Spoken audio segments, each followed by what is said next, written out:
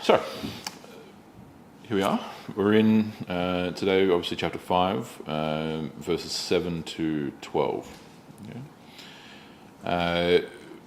The previous lesson we saw a number of things, obviously, transitioning from the end of chapter 4. We saw this kind of exclamation against what's going on there in verse 3, particularly of chapter 5. I testify again to every man who receives circumcision that he is under obligation to keep the whole law, speaking of this notion of the differences between the old and the new covenant. In doing so, you have been severed from Christ, right? You've been cut off. He actually uses the word which would literally be abolished, right? Because you're trying to be justified by law as opposed to justified by the grace of God, etc., etc. And we come to this passage, which is not terribly complex in its substance, but it actually has a very good object lesson, which, obviously, while still related to the passage, is actually just a good object lesson in regards to Christian practice in general.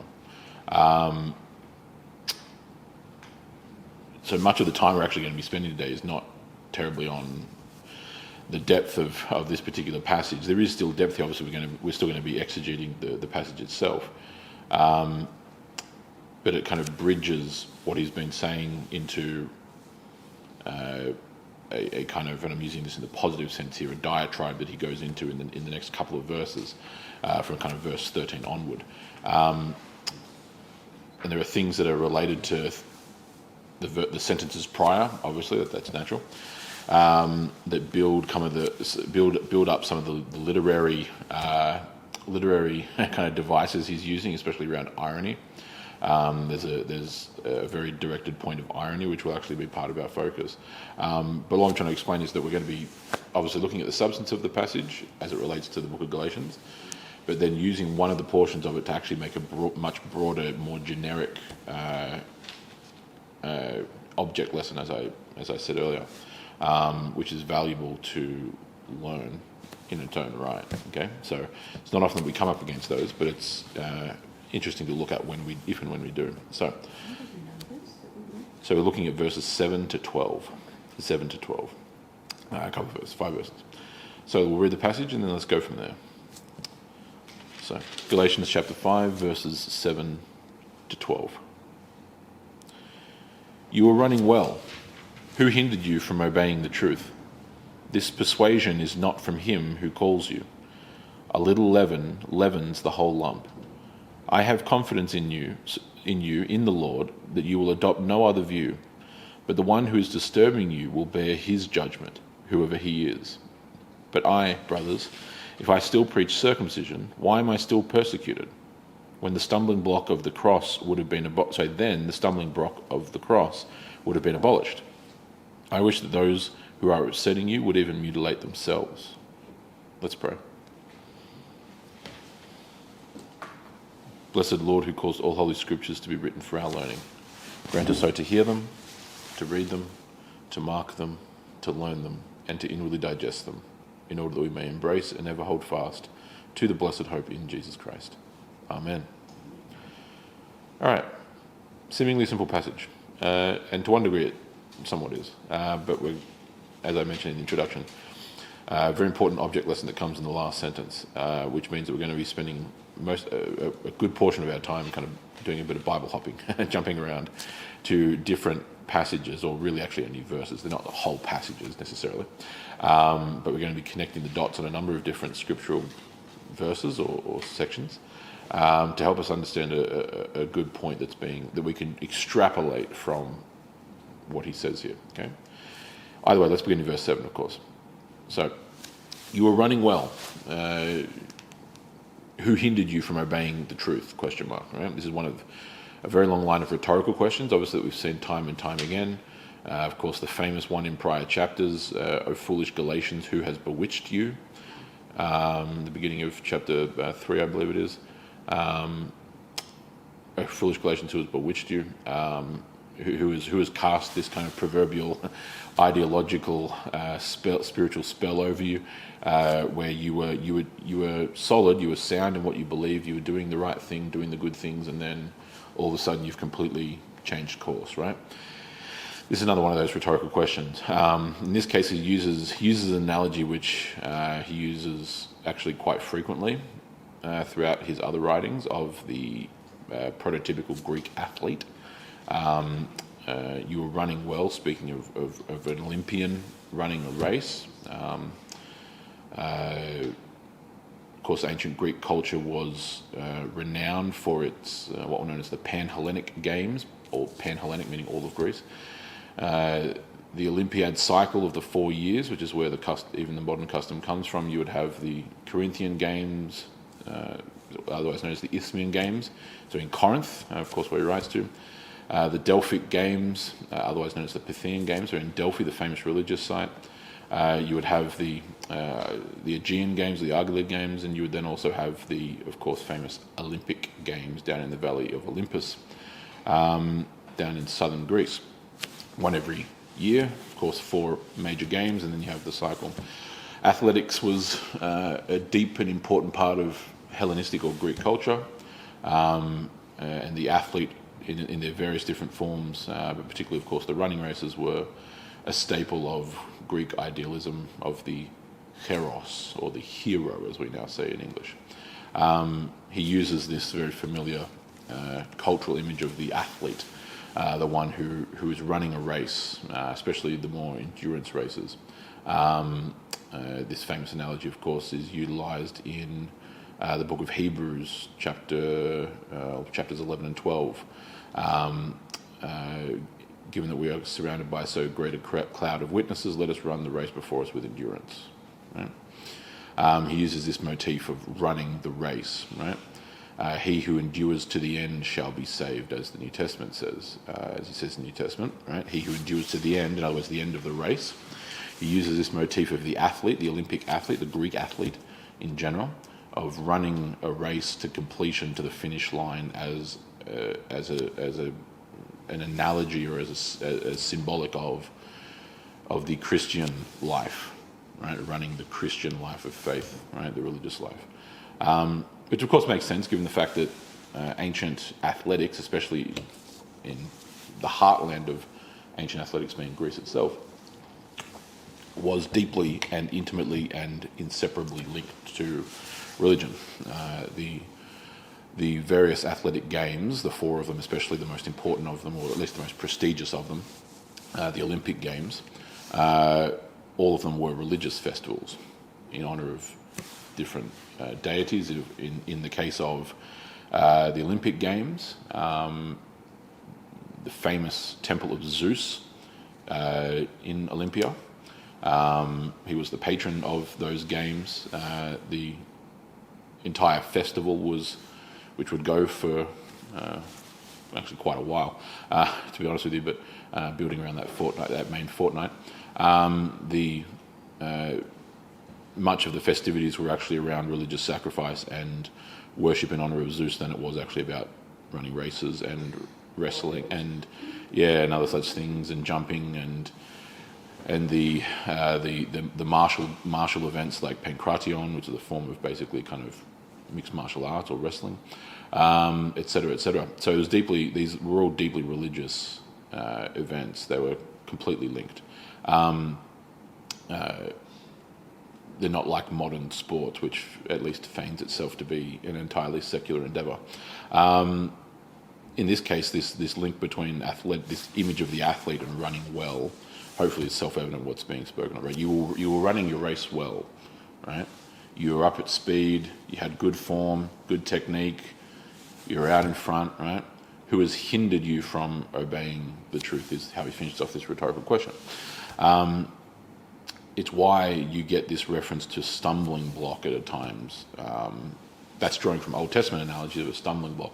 But the image of a stumbling block is, and this is not directly what's meant by this term, but I'm drawing this or extrapolating this out by way of analogy to help us make sense of it.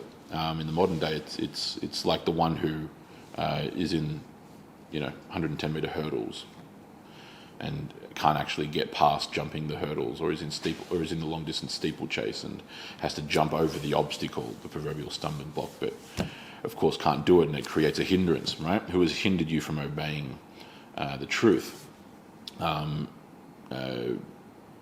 This concept, obviously, of obeying the truth is pertinent to the running of the race.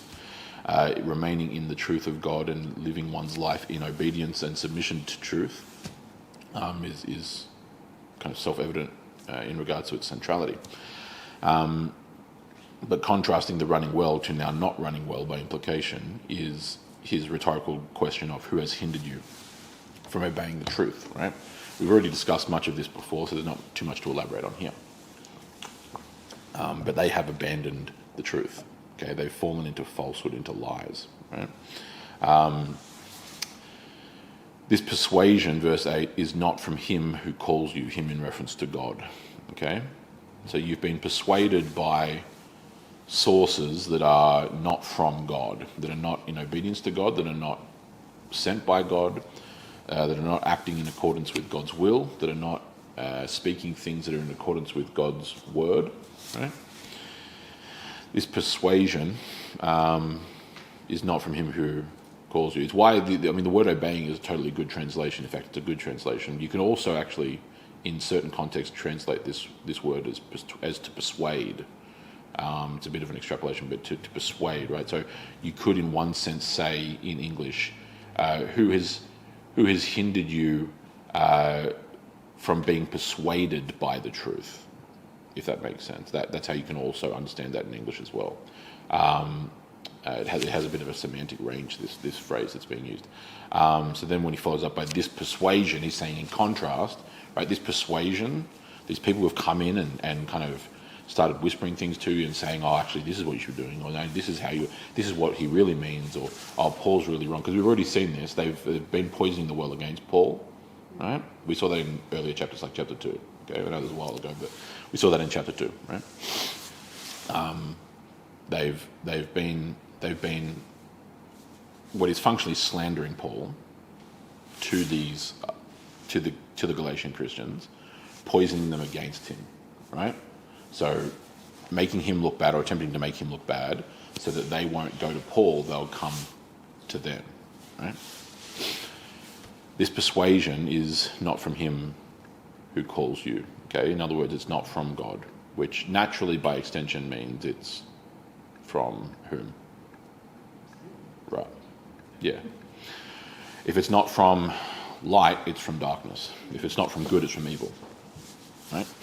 Even if it appears to be, right? Even if it appears to be cloaked in a sense of religious piety, even if it appears to be cloaked in a sense of academic qualification, clerical legitimacy,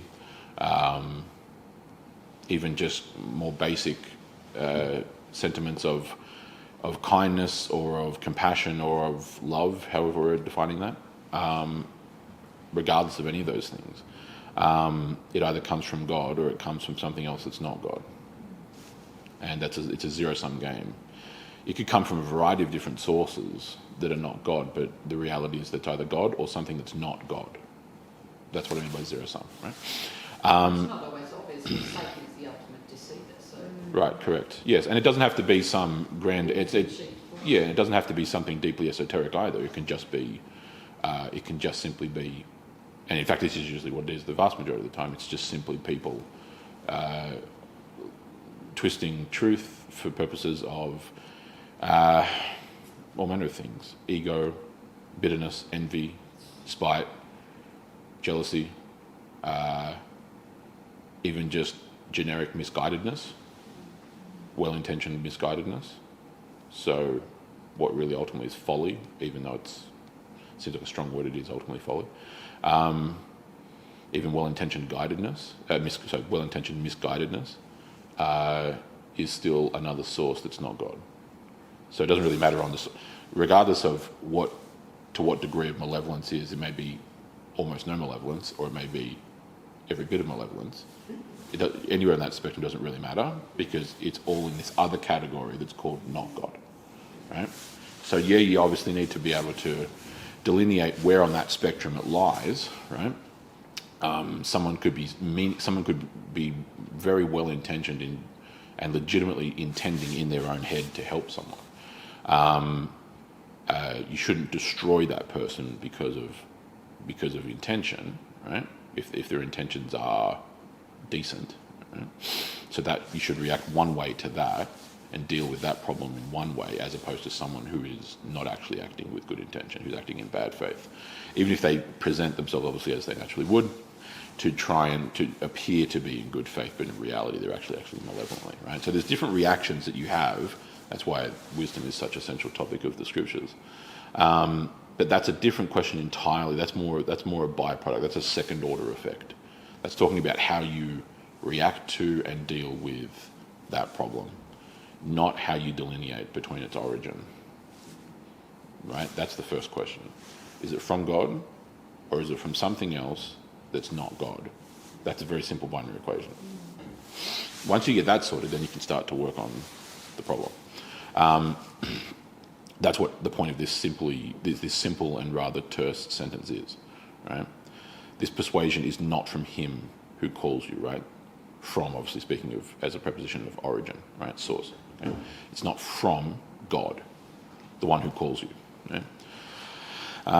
Even the notion of calling, right, is tied obviously to speech, right? Words that find themselves both in the Old and the New Testaments. My sheep know my voice and they hear me. Okay. Something may sound correct, except upon further examination you realise it's not. Right. This is the nature of deception. It's why at least portions of the scriptures go to a degree to speak about the nature of deception and its enticing nature, and the fact that 99% of the time lies/deception do not present themselves as lies and deceptions for the obvious reasons of keeping themselves hidden. Right? It's one of the things that occur, and this is obviously this is ancient and primordial. Like, it goes back to the very beginnings, obviously, of the entire Bible, naturally. Even in that context, to speak on that subject very briefly, one of the interesting things that gets missed, and it's totally understandable that it gets missed, because we're dealing with very ancient texts and very ancient stories that, unless you spend a fair amount of time on pretty niche subjects in Christian theology, you're not going to pick up. I get that. In the garden, when this one who's referred to as the serpent or the ancient serpent is speaking to Eve first, okay? Obviously, they're in the garden, Adam and Eve. The serpent comes to Eve first, he doesn't go to Adam, right?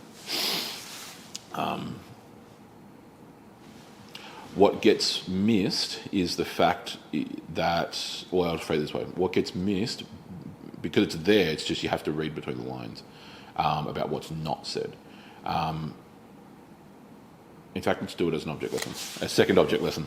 Wasn't going to do it, let's do it. Let's turn to Genesis 3. It's a good idea. 3. Genesis 3, yeah.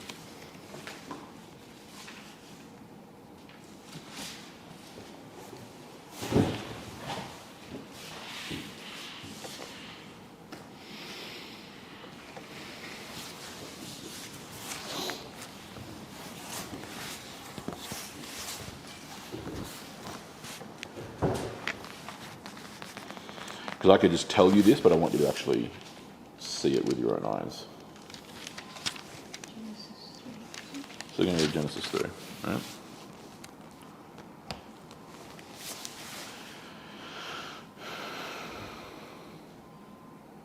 I'll start reading from verse 1. You're all at Genesis 3? Yeah. Yeah, okay. Genesis 3? Yes. It's all good? Genesis 2. Genesis 2, just pick up somewhere there. God planted a garden, no? Pass it here and I'll have a look. 2. That must be 3. To look. No. Oh, there we go. This side here. That there, that there. Yeah. There we go. Little 3 there in the corner. Yeah, they make a small print. All right, Genesis 3, verse 1. All right, I'll start reading. Okay. Now the serpent was more crafty than any beast of the field which the Lord God had made. And he said to the woman, Indeed, has God said, you shall not eat from any tree of the garden? Question mark. And the woman said to the serpent, from the fruit of the trees of the garden we may eat, but from the fruit of the tree which is in the midst of the garden, which we call the tree of the knowledge of good and evil, God said, you shall not eat from it, or you shall not touch it, lest you die. And the serpent said to the woman, surely you will not die. Now, pause there. Whilst obviously this is constructed as historical narrative, which is totally fair enough, right? Is there anything that stands out to you as something that you'd maybe expect to be missing? Totally fine if you don't know what it is. Is there anything that you think, why doesn't X, Y, Z thing happen here? Can you think of anything?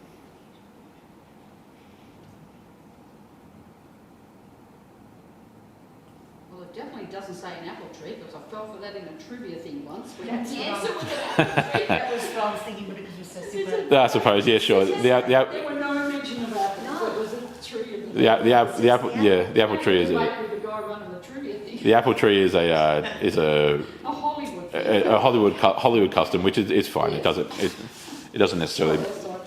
We can imagine it as an apple tree. It doesn't necessarily matter that it is or isn't. The point of what tree it is not. Well, it is relevant, but it's not to this bit. Totally fine if you can't think of it, and that's not a problem. I don't expect you to think of it. There's not one word about Eve going, hold on, why is a serpent talking to me? Oh, yes. Okay. There's no shock, no surprise. Now, this is why, and again, we don't want to get too heavily into this subject because it's not actually the specific point that we're drawing here. I'm using this as a tangential, like a parallel point to understand this passage that we have in Galatians 5. The nature of what this serpent is, again, when we think of the word serpent, especially in English, we think of a very specific thing, and that is the long, thin, noodle-like creature that slithers along the ground, right? Which is totally fine because the word nachash does have that concept contained within it. But there is something far deeper, especially as it relates to other words, also for use for serpent, like tanin in the Old Testament, which is something altogether different from the long noodly object that slithers along the ground. The use of the word serpent here is something much broader and much more mystical and angelic and divine than what we think of when we think of the animal. This is not the point of that lesson. We would have to go through a whole bunch of scriptural text to understand what that means. But her lack of surprise in this is actually part of the problem in the story, because this is an otherwise expected and, for lack of a better term, normal encounter for her. There's no other talking animals. No, which is the point, because it's not the thing that slithers along the ground. That's not what this word means in this context. Okay, it's referring to what we call, or what you often have brought into English by transliteration as seraph or seraphim. Okay. These very high-ranking angelic beings that are the like. It's also, by the way, the same, related to the same concept of when Moses is before the court Egyptians in Egypt, and Pharaoh's magicians, Pharaoh's kind of pagan magicians, are challenging him, and they throw down their staffs, their rods, and they transform them into serpents. The word there is different than the basic word which we have for serpent or snake, like nachash. It's a tanin. And then Moses, or through Aaron stuff, does the same thing. It transforms and it devours the other serpents. There's a very deep lesson about God versus the pagan gods in that whole thing. It's actually a very good story. But the point being is that what's going on here is, again, there's really no other word to use, but normal. She's not freaked out. She's not shocked. She's not rendered utterly speechless, as if this was like a Dr. Dolittle movie and the animals all start talking or something like that. It's not like Toy Story where all of a sudden these things that should not be talking are somehow talking. We find surprise and shock in a sense when we have the encounter with Balaam's donkey. Yeah. Okay, in Numbers chapter whatever it is. There's shock there, and there's surprise there because donkeys don't talk, obviously. And they're not expected to, and that's why it happens this And one. they're the only two animals in the Bible that talk. That was another question I had to answer at a trivia.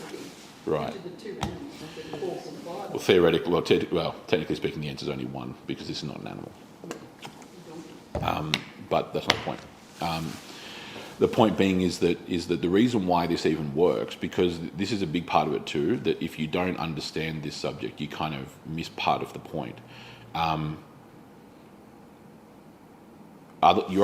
If one understands this to be like a snake as we think of them, you end up with this scenario where, and it's not meant to be rude because this is not what's happening, so I'm not actually insulting her. This is the dumbest woman that's ever lived in the history of the world, because a snake starts talking and you believe it. Yeah. Right? Like, I know we're laughing, it sounds true, but that's my point. It's like, what are you doing? Like, it's not, right? They've encountered this before, surely. Correct. This is normal. There's no reaction. There's no reaction because it's not a brown snake. Yeah. Do you understand? It's why she wasn't. It's why she wasn't surprised. Okay. Spiritual being. This is a seraph.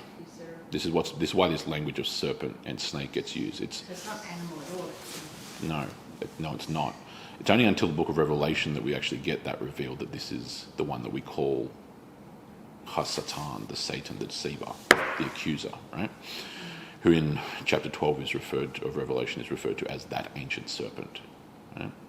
It's actually the only time that he's connected back to that figure. Is in Revelation 12. The point being is that the reason why that deception worked was because there was a sense of familiarity or of normalcy. Right? It's using very deeply symbolic and mystical language. This all happened. When I say symbolic, again, we've talked about symbolism before. Symbols are real. Symbols are mediums. They are means by which truth, meaning, and value are communicated. Right? If something's symbolic of another thing, it doesn't mean that the thing that it's symbolizing is not real. Right? That's actually the opposite. That would be a complete misunderstanding of the nature of how this works. Right? But the reason why she is deceived is because there is actually a somewhat status quo to this encounter. Like an angel that she's seen many times or something. Correct. Yes. She has conversed with, yes, exactly, because you understand that the Garden of Eden is heaven and earth united fully. Right? It's what we're heading back to. Right? It's what the whole point of redemption is. Where it's the restoration of heaven and earth to the state that we were in prior to the fall, when that was ruptured and we were exiled from the garden. Right? Yeah, because like heaven, Satan is not in heaven. No, correct. He's been cast out. But in the Garden of Eden, it's the earth. So Yes. that means Satan would have been like Yes. amongst it, like Yes, as yes, this is before. Yes, exactly. Yes, precisely. And this is before his casting out. So in the final sense of Revelation 12, this is prior to the. Obviously, it's prior to the fall. It's prior to sin. I mean, it's starting to happen here, but you get the picture. It's prior to that. So was Satan already fallen though, before this? Yeah. We're about to head down a tangent that will take us into a whole new lesson, but You would assume. it depends on. There's multiple degrees of that. There's multiple degrees of that. There is, if I can try, without opening the door to that entire lesson, the first stage of that rebellion has already occurred by this point. It occurs in multiple stages. He's also not cast out of heaven immediately either. That only occurs later, with finality. The events that are described in Revelation 12 occur temporally for us 2,000 years ago, right? At the point when Christ says that he beheld Satan fall like lightning. from heaven. Right? That's a complex lesson that requires you to go through that as its own subject. So I'll put a gaps up in there. The point I'm trying to draw with the fall and with Eve is the fact that, like I said, if it were a talking snake and you believed it, it's so obviously ludicrous in the sense of why on earth are you believing, even if we hypothesize that that's what it was, to fall for that, pardon the pun, it's not even really deception. It's just mind-boggling stupidity. There's no real deception in it per se, right? She's being deceived by a being that she has encountered before, and a type of being that she has encountered before. There is an element of normalcy here. That's why there's no reaction, right? Point that's being drawn here for this is the fact that this is how, to use the word from Galatians 5, persuasion, manipulation, twisting, deception works. Deception doesn't come in the form of blindingly obvious error, right?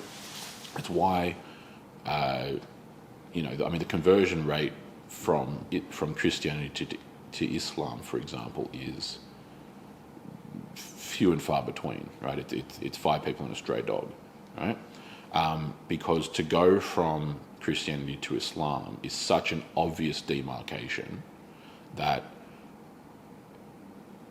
the ability to be kind of wooed and swayed and deceived in that sense into it, in this kind of persuasive sense, is just very difficult for Islamic apologists to pull off, because it's such an obvious distinction. It would be like going as well from even worse examples, like from Christianity to Hinduism, right? You would have to completely reject the entire paradigm of just about literally everything that Christianity teaches, right? Because it's completely, almost completely opposite system. Yeah, correct. So that's why, again, the conversion rates out of Christianity to any of those things is very, very small. Fortunately, not in the opposite direction. Millions of Muslims convert to Christianity every year at this rate. But point being is that it's obvious. If I started coming in here and saying, hey guys, it actually turns out that Allah is the one true God and Jesus is just a prophet, 0 people in here are going to get fooled by that. Correct? Right. Because of how obvious it is. The nature of deception is that it presents itself as very close to the real thing. It presents itself with good intention, in good faith, right? It presents itself positively, right?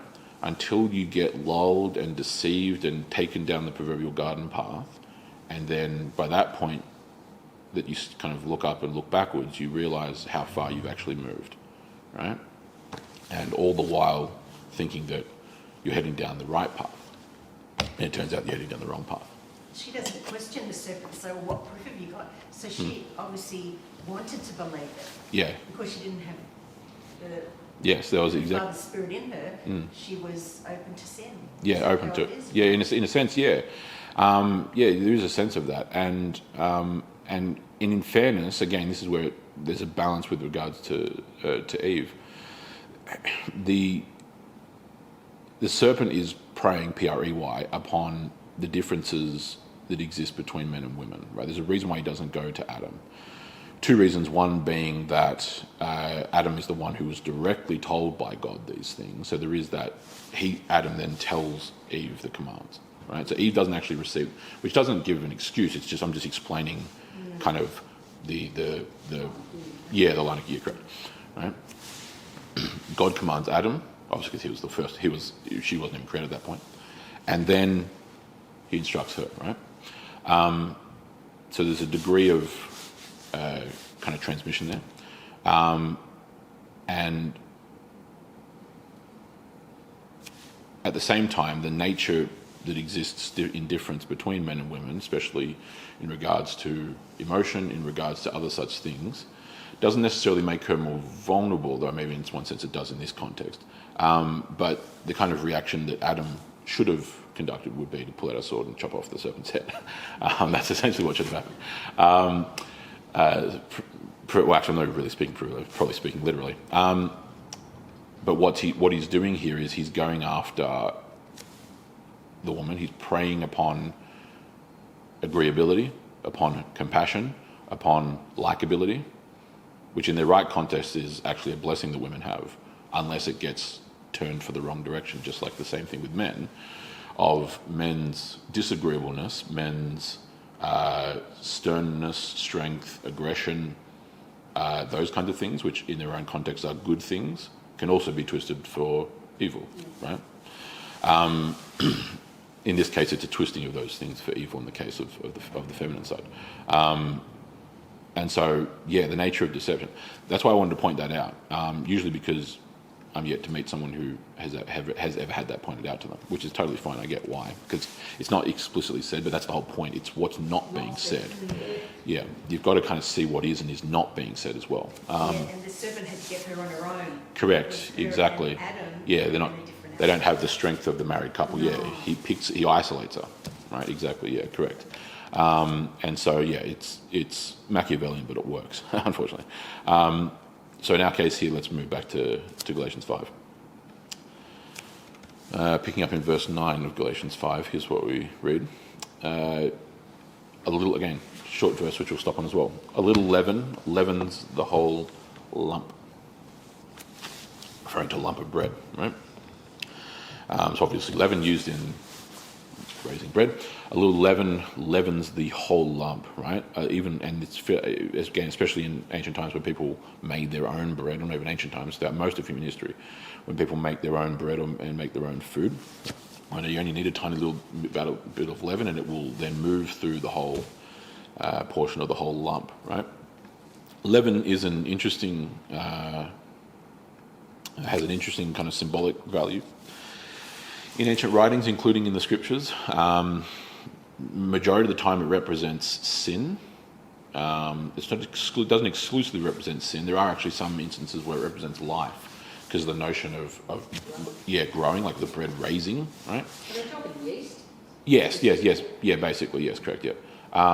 And so the whole notion of like the raising and the actual local, that notion of growth.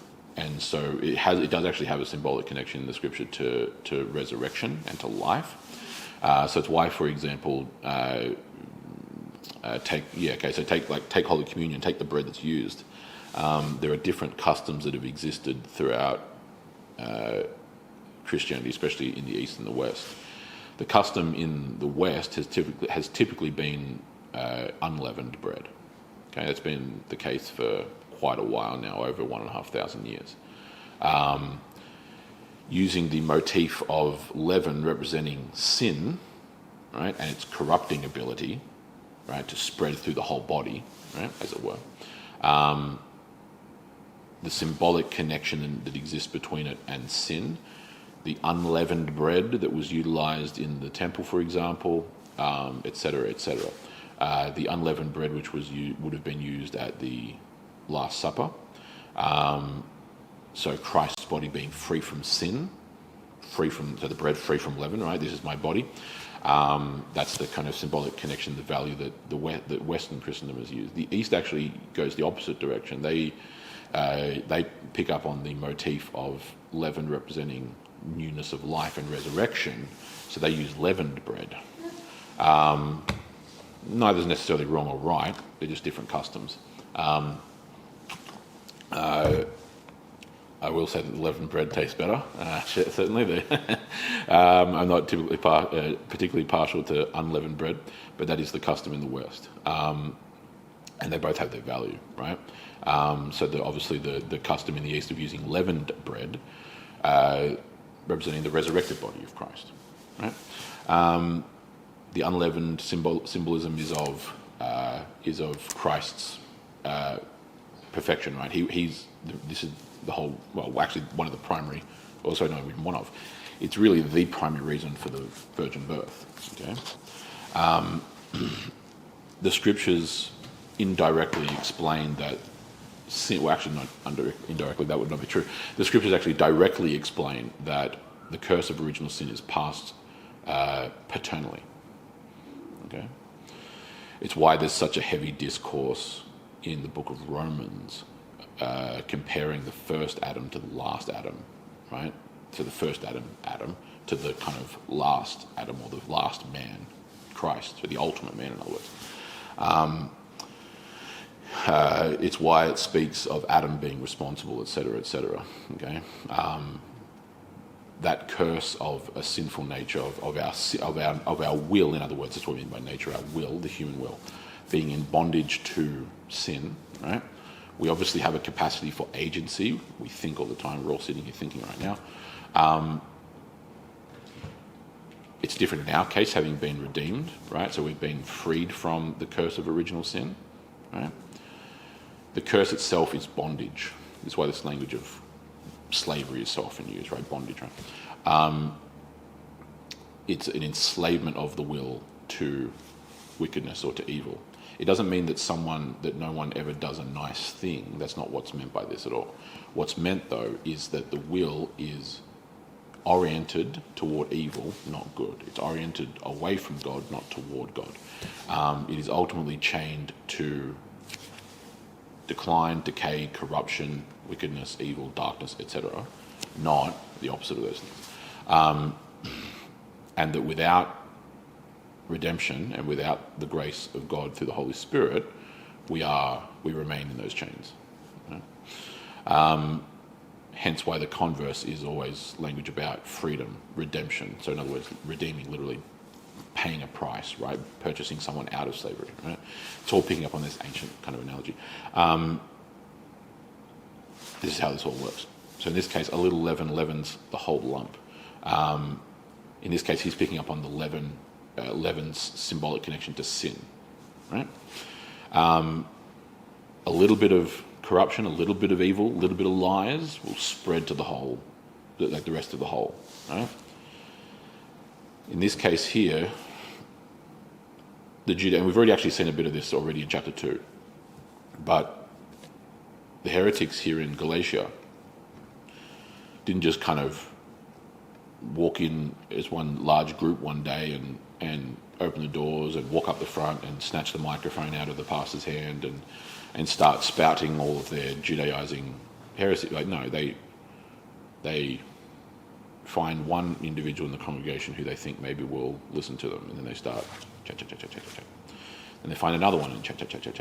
And then they become friends and they ingratiate themselves into the community, and they invite people over for dinner and they help them out and they assist with their business and they get to know them really well and they take care of their kids and blah, blah, blah, blah, blah, blah. Again, Galatians doesn't say that, but that's the kind of thing that people do.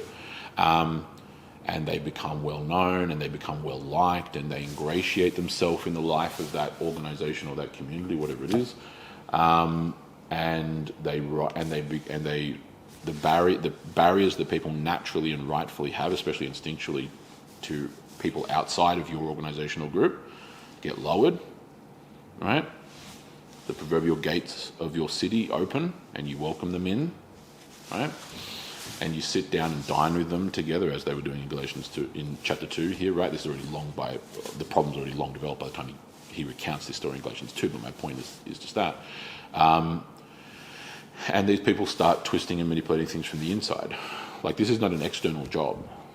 It's not like they're facing a foreign army beyond the walls of the kingdom, right? This is from within, right? And manipulation and deception and uprising from within is always more deadly than the same thing from without. Okay? Because there's no real... actually, I'll use an historical analogy. Actually, this is a really good historical analogy. It shows exactly what this is getting at now that I think of it. 13th century AD was famous for many things, perhaps primarily the rise of the Mongol Empire. Early on... Sorry? The rise of the Mongol Empire. The Mongolian Empire, yeah. Genghis Khan. They barnstormed their way across the Eurasian steppe-land. Genghis Khan, as this Mongol warlord in North Asia, unites the Mongol tribes. They rampage their way across the plains and the steppe lands arriving eventually at a place called the Khwarezmian Empire, which was a Persian empire. Ruled countries today like Iran, Afghanistan, Tajikistan, Kyrgyzstan, all the stands in Central Asia, Kazakhstan. The reason why the Mongols first come and conquer the Khwarezmian Empire is because the Khwarezmians had actually, in their own greed and selfishness, slaughtered about 200 merchants, Mongol merchants, and taken their gold. The Mongols then sent emissaries, about 20, to try and negotiate for the gold and to engage in diplomacy. They then decided to kill those 20 diplomats. Problem is that they only killed about 19 of them because one of them escaped and made a very long journey all the way back to the heartland of Mongolia. At which point, Genghis Khan decided to send the Mongol army westward across the mountains of eastern China, which is today western China, all the way across to the deserts, the Gobi deserts, and these plains of the Eurasian steppeland. He arrives, his army does eventually at two prominent cities of the Khwarezmian Empire known as Bukhara and Samarkand. Samarkand's quite famous actually for when the British arrived there. When he arrives at Bukhara, where this main slaughter had occurred, they envelop the city. In other words, they surround it with an army of, I think, around 200,000. The Khwarezmians had never seen an army of 200,000, especially not to the power and level of the Mongols. They besiege the city. They eventually break through much of the city, slaughter every man, woman, and child in the city, until the city is ready and willing to relent. And at that particular point, I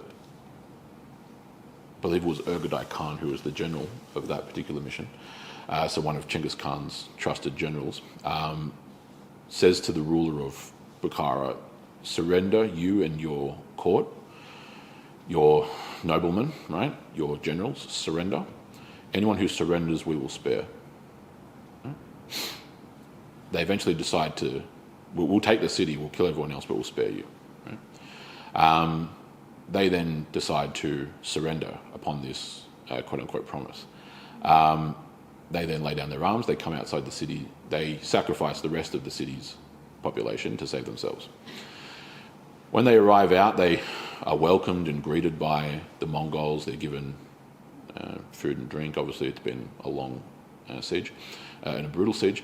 And once the Mongols have finished securing the city, they then turn around and put the sword to everyone who surrendered and came out of the city. And they say to the ruler of Bukhara, if you would betray your own people, how on earth would we ever expect that you would not betray us? The reason why I use this as an analogy is because when the Mongol army is surrounding the city of Bukhara, it's very obvious what's going on, right? There's a giant army of extremely talented warriors to the tune of hundreds of thousands surrounding our city, right? Very obvious what's going on. They're the bad guys, right? Until they start acting friendly and they start acting very diplomatic and they start actually giving you an offer that's perhaps too good to refuse. And they give you food and they give you drink and they invite you out and they say, look, we'll spare you. Look, we're all tired. We'll spare you. We'll take the city, but we've all had enough fighting. Well, the Mongols have never had enough fighting, right? It's not in their DNA. And they invite them out and whining and dining for a little while, blah, blah, blah, until they've secured the city and then they turn around and kill them all, right? So they fell for that. Now, part of that's their own greed. Part of it's their own, well, not greed, selfishness. And they deserved it after what they did. Again, the Khwarezmian Empire brought this upon themselves. They then march on Samarkand. They destroy Samarkand. Their entire empire, which ruled over all of Central Asia, fell as a result of the greed of the rulers of Bukhara and Samarkand. But the point is that they fell for that deception of the whining and the dining and the promises of you're all safe, listen, we'll take the city, right, blah, blah, but there's no need to do any more killing. So all the nice talk, as soon as the tune changes from the Mongols, they fall for it.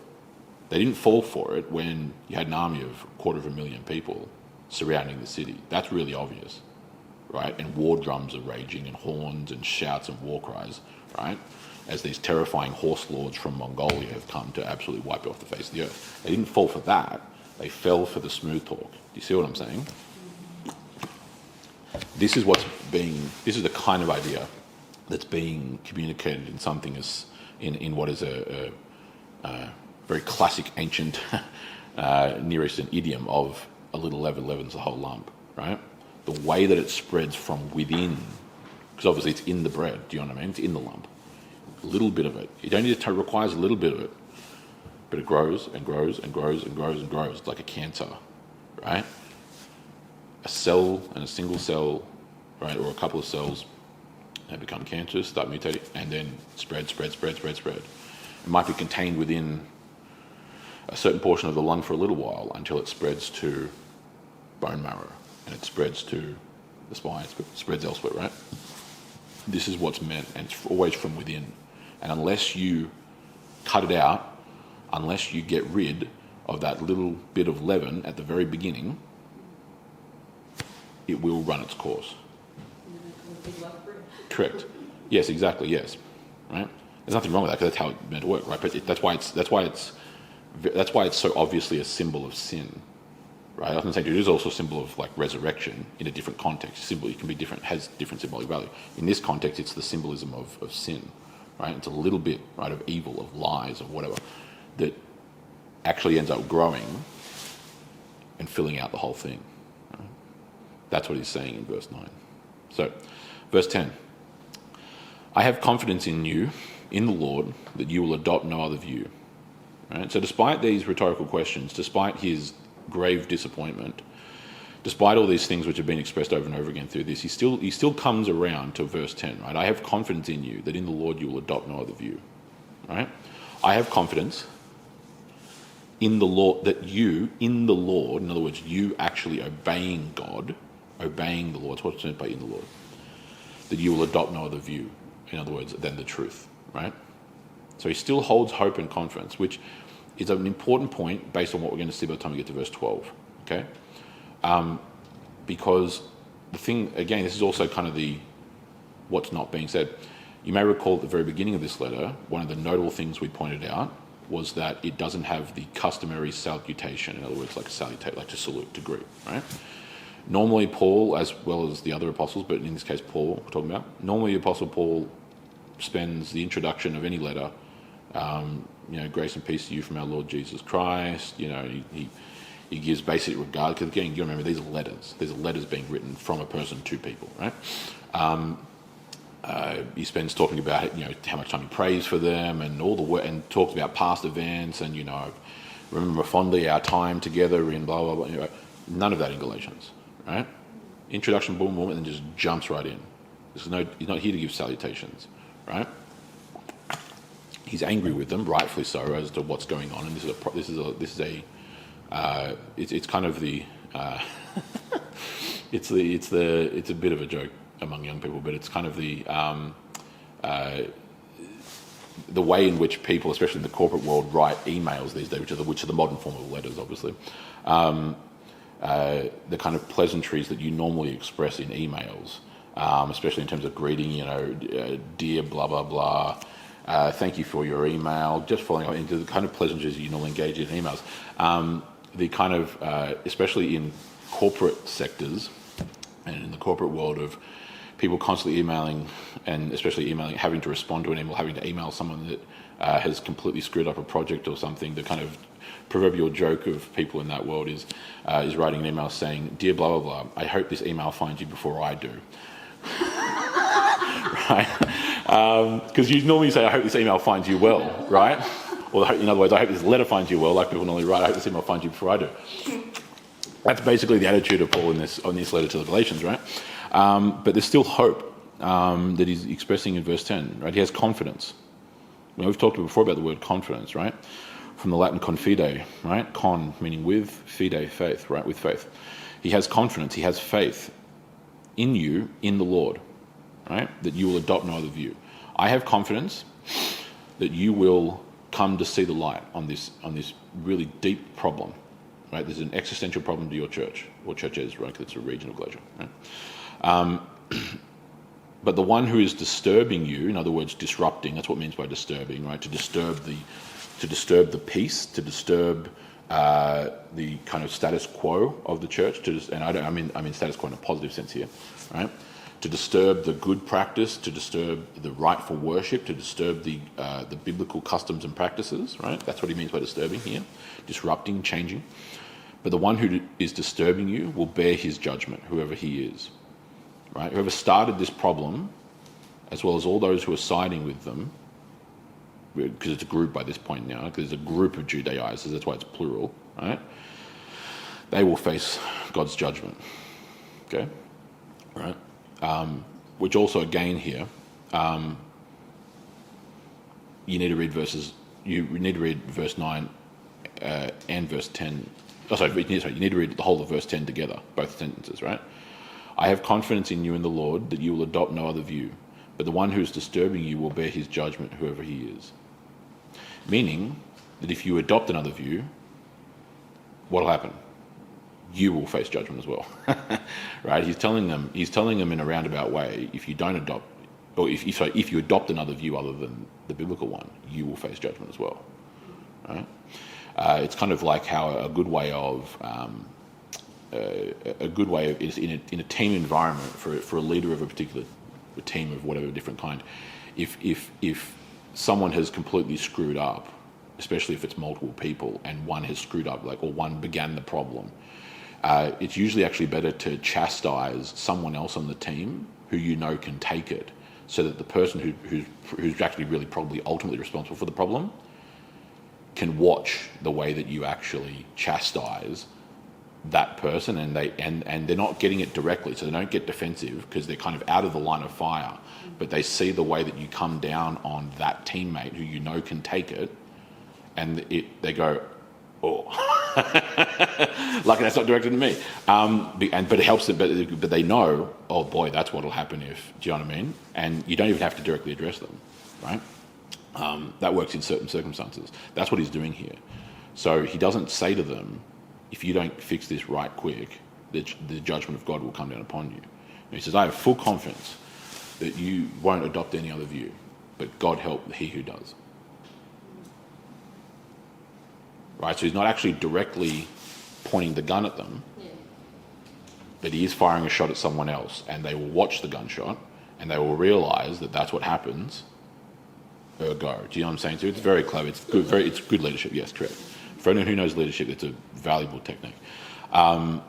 Verse 11. But I, brothers, if I still preach circumcision, why am I still persecuted? Then the stumbling block of the cross would have been abolished. This is what I was referring to earlier. Okay. About the Judaizers poisoning the well against Paul, right? This is him revealing that they've been lying about what he teaches. So the part of the way that the Judaizers have convinced many of the Galatians is that they've said, oh no, this is what Paul teaches. No, Paul teaches the same thing. He doesn't teach the same thing, but they're lying to them, right? Because of course they would have got elements of pushback, because these Judaizers are coming along and saying something that is different to what, it's similar enough, but it's still different from what Paul's taught them already. So then what kind of question, this is what I mean by reading between the lines, we have to use our brains. Do we really just think they all sat down like a bunch of absolute aloof half-wits and went, oh, okay, well, I guess that's the thing now? No. They went, are you sure? Because Paul said blah, blah, blah, blah. Right? They would have questioned it initially, right? Because they do have the Spirit of God, and they're not idiots, not complete idiots. They're young Christians, but they're not daft, right? They have an IQ higher than room temperature, and so what's the response from the Judaizers? Oh no, this is what Paul teaches. Yeah. Oh no, this is what Paul teaches. Oh no, we've known Paul a long time. Yeah. No, we heard him teach in blah, right? Yeah. This is what he's been teaching. This is actually what he wrote what he taught elsewhere. Right? We heard him teaching in blah, blah, blah. We heard the same thing. Right? They're lying, manipulating. So they're lying about what this verse proves inferentially is that the Judaizers were lying to the Galatians about what Paul teaches, and trying to say that what they're teaching is the same thing that what Paul teaches, which is not true. Which is all legalistic. In a sense, yes. I mean, legalism is a complex term, but legalism is essentially no. It's more than it's a bit different from legalism, but it's along those lines. Yeah, it's just basically it's not so much legalism per se, although it was in one sense. It is the teaching that they must be in adherence to the law for justification, right? They must. It works. Yes. They must uphold and adhere to the Mosaic Code to become Christians, and to they wouldn't use that term, but I guess we can think of it colloquially that way. Sure, that the law justifies them. Hence, why he says in verse 4 of this chapter, "You have been severed from Christ, you who are being justified by the law. You've fallen from grace." It shows how no matter what anyone says, we can listen, but we always have to go back to the word. Correct. There has to be an Because they objective say, standard. oh yeah, that's in the Bible. Because a lot of my unsafe friends, they all think it's the snake and the apple. And I said, where did you get that from? Oh, it's in the Bible. Well, actually, no, it doesn't say the apple. Yeah, I suppose. Yeah, even on trivial things like the apple. Yeah. Look. We have to go back. This is the only thing we have to There's an objective standard. Yes, and put against what anyone says. correct. Yes. Yes, there has to be an objective standard. Now, obviously, the work of interpretation is still important, right? But that's why God raises up ministers and others to lead and do those kinds of things, and teachers to teach. Point being, though, is that the scriptures are also perspicuous. In other words, there is a clarity to scripture. It doesn't mean there's not a complexity. There is an incomparable complexity to the Bible, but it is understandable. That's what's meant by the word clear, right? So the Psalms, for example, speak about the word of God making wise the simple, right? So simple meaning just average or even below average intelligent people, right? Which is fine. There's no shame in that. But those who are simple or simple-minded, it makes them wise, right? The Bible is incomparably complex, but it is understandable. Okay, it doesn't mean that doesn't require lots of study. No, it does require lots of study. It doesn't mean that it somehow doesn't require qualified teachers. It does require qualified teachers who have actually proven themselves to be adequate in skill. And again, that should be fairly obvious. We do this with anything else: law, medicine, pick anything else you want, right? But it is understandable. It's not like you're going to come up to a point in the Bible where it's just like, oh, who knows what this means? Like, no, you can understand it, right? With effort, some things you don't need much effort at all. Sometimes it requires decades of effort, which again, that's why there's teachers, because you can bypass decades of personal effort through someone who has already done it. Do you know what I mean? That's why God has set up this kind of system to operate that way, right? It doesn't require someone who's new to the faith and who's been a Christian for all of 5 minutes to somehow conjure up decades of study, which is impossible, right? They can listen to someone who has decades of study, right? And they can learn from them, right? That's what's being spoken of. So what's he saying here? But I, brothers, if I still preach circumcision, why am I still being persecuted? Because this is him breaking the spell, right? This kind of proverbial bewitchment that he mentioned in the rhetorical sense back in that opening of chapter 3, O foolish Galatians, who has bewitched you? He's using logic. He's using basic, straightforward human capacity for logic to show the foolishness of what the Judaizers have convinced the Galatians about. If this is really what I teach, if I really teach, I'm speaking as the Apostle Paul here, if I really teach that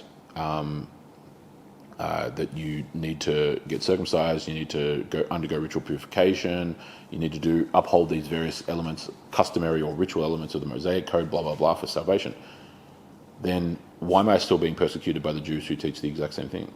Yeah. Should be all over. Why would I be persecuted by the Jews if I'm teaching the exact same thing as the Jews? Well, it's because I'm not teaching that. See what I mean? He's just using basic logic, right? It's in one sense why again, there are contexts to this.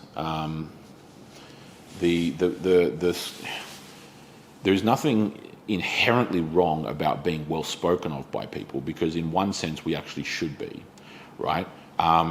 If if one is a Christian and people in their local community, Christian or non-Christian, know them, you're known in town for being the local town drunk, and they're correct, like that's not just a bold-faced lie, that's not a good thing, right? You should not be known as that negative thing. Do you know what I mean?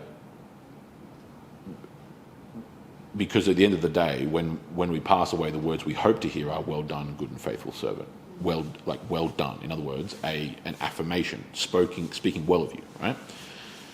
When the Bible speaks of being spoken of well by men, it's a different context entirely. It's not talking about that aspect. It's talking about a different aspect, right? Kind of like how leaven has two different symbolic values depending on the context. In this context, what I'm talking about and what he's kind of talking about by inference is being spoken of well by men is being spoken of well by people who you wouldn't want to be spoken of at all. Do you know what I mean? Like, you don't want these people to think that you're good, because if they think that you're good, right, it means you're probably actually bad, right? What was the context? No, can't remember. Doesn't really matter. Anyway, I'm thinking of something. I'm thinking of it. Might even be a particular play. Was it Shakespeare? No, can't remember. Anyway, point being, let me make the point here.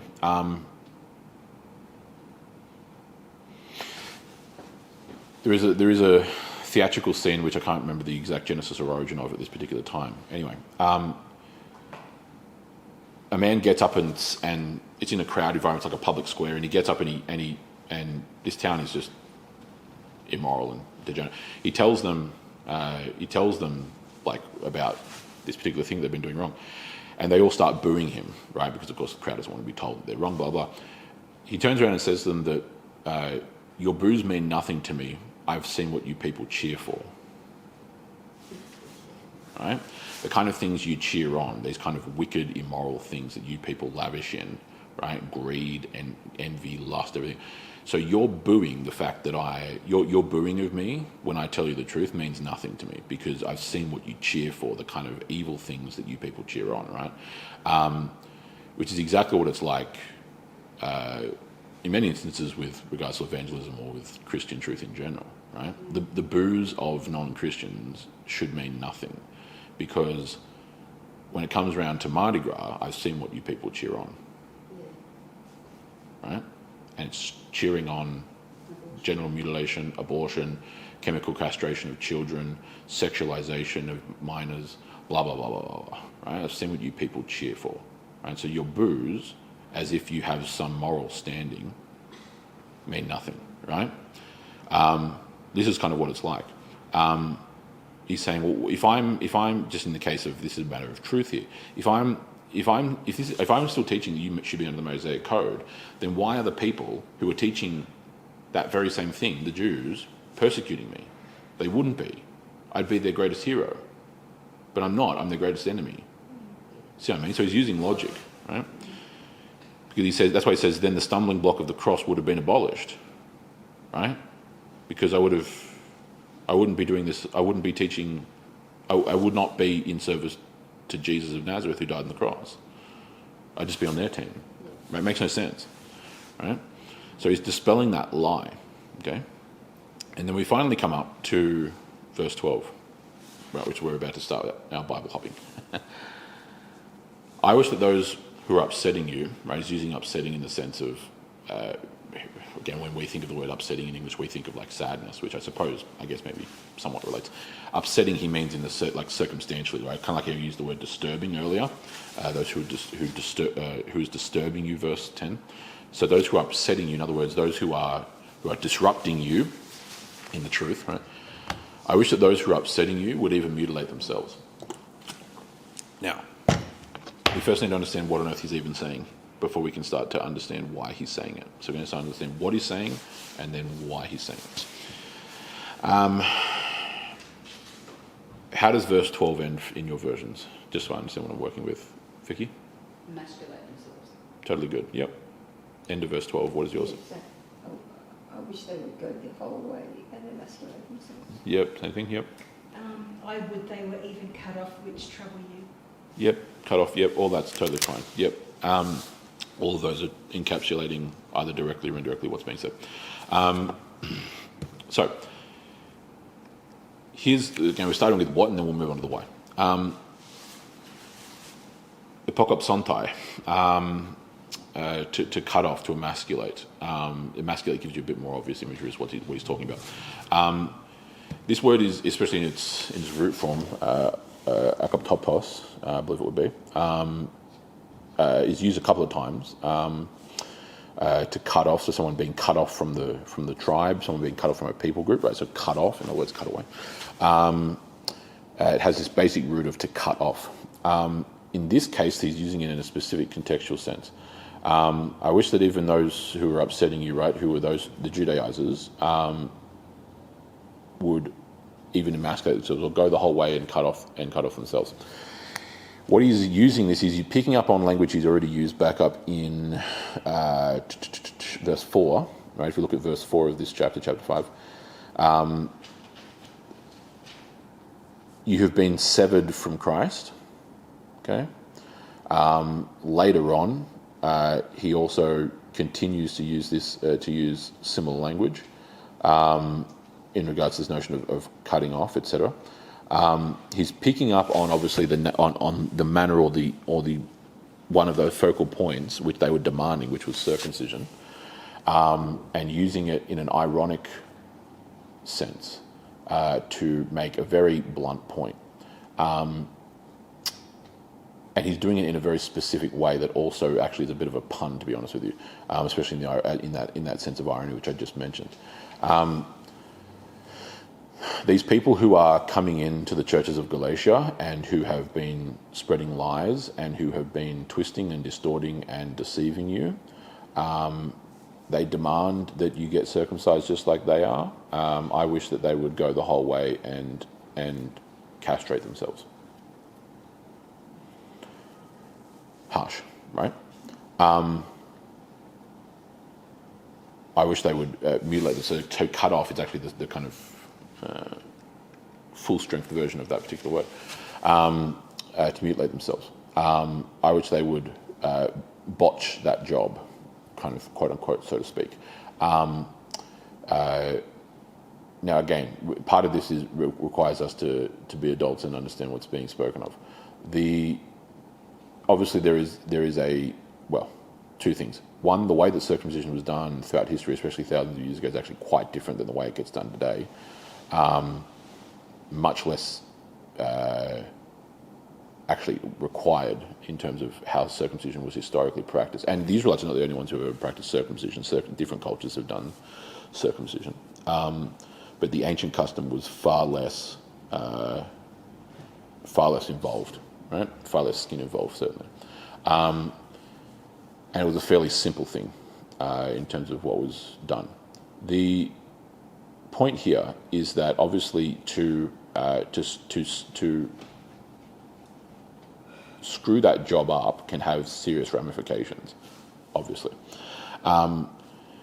in ways that could irreparably harm, especially in the most serious sense. Obviously, you could literally just bleed out and die. He's using a very strong word here to basically describe that. The mutilation, that's why one of your English translations, I think it was yours, adds the concept of go the whole way. It's not quite there in the Greek, but it gets the point across actually pretty well, right? Go the whole way and mutilate himself, whatever it is, yeah. So that's talking about the kind of mutilation that would actually result in fatality. Right?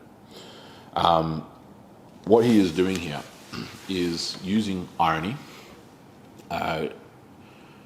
to demonstrate the absolute seriousness of what is going on here. Now, this is not the only time, not the only time at all, actually, that this kind of rhetorical device is used in Scripture. It's not used all the time, so it's not like, it's common, but it is used many, many, many times, okay? Even from his own mouth, obviously God is speaking through Paul here, but when I say from his own mouth, I mean in terms of Jesus literally in the Gospels, right?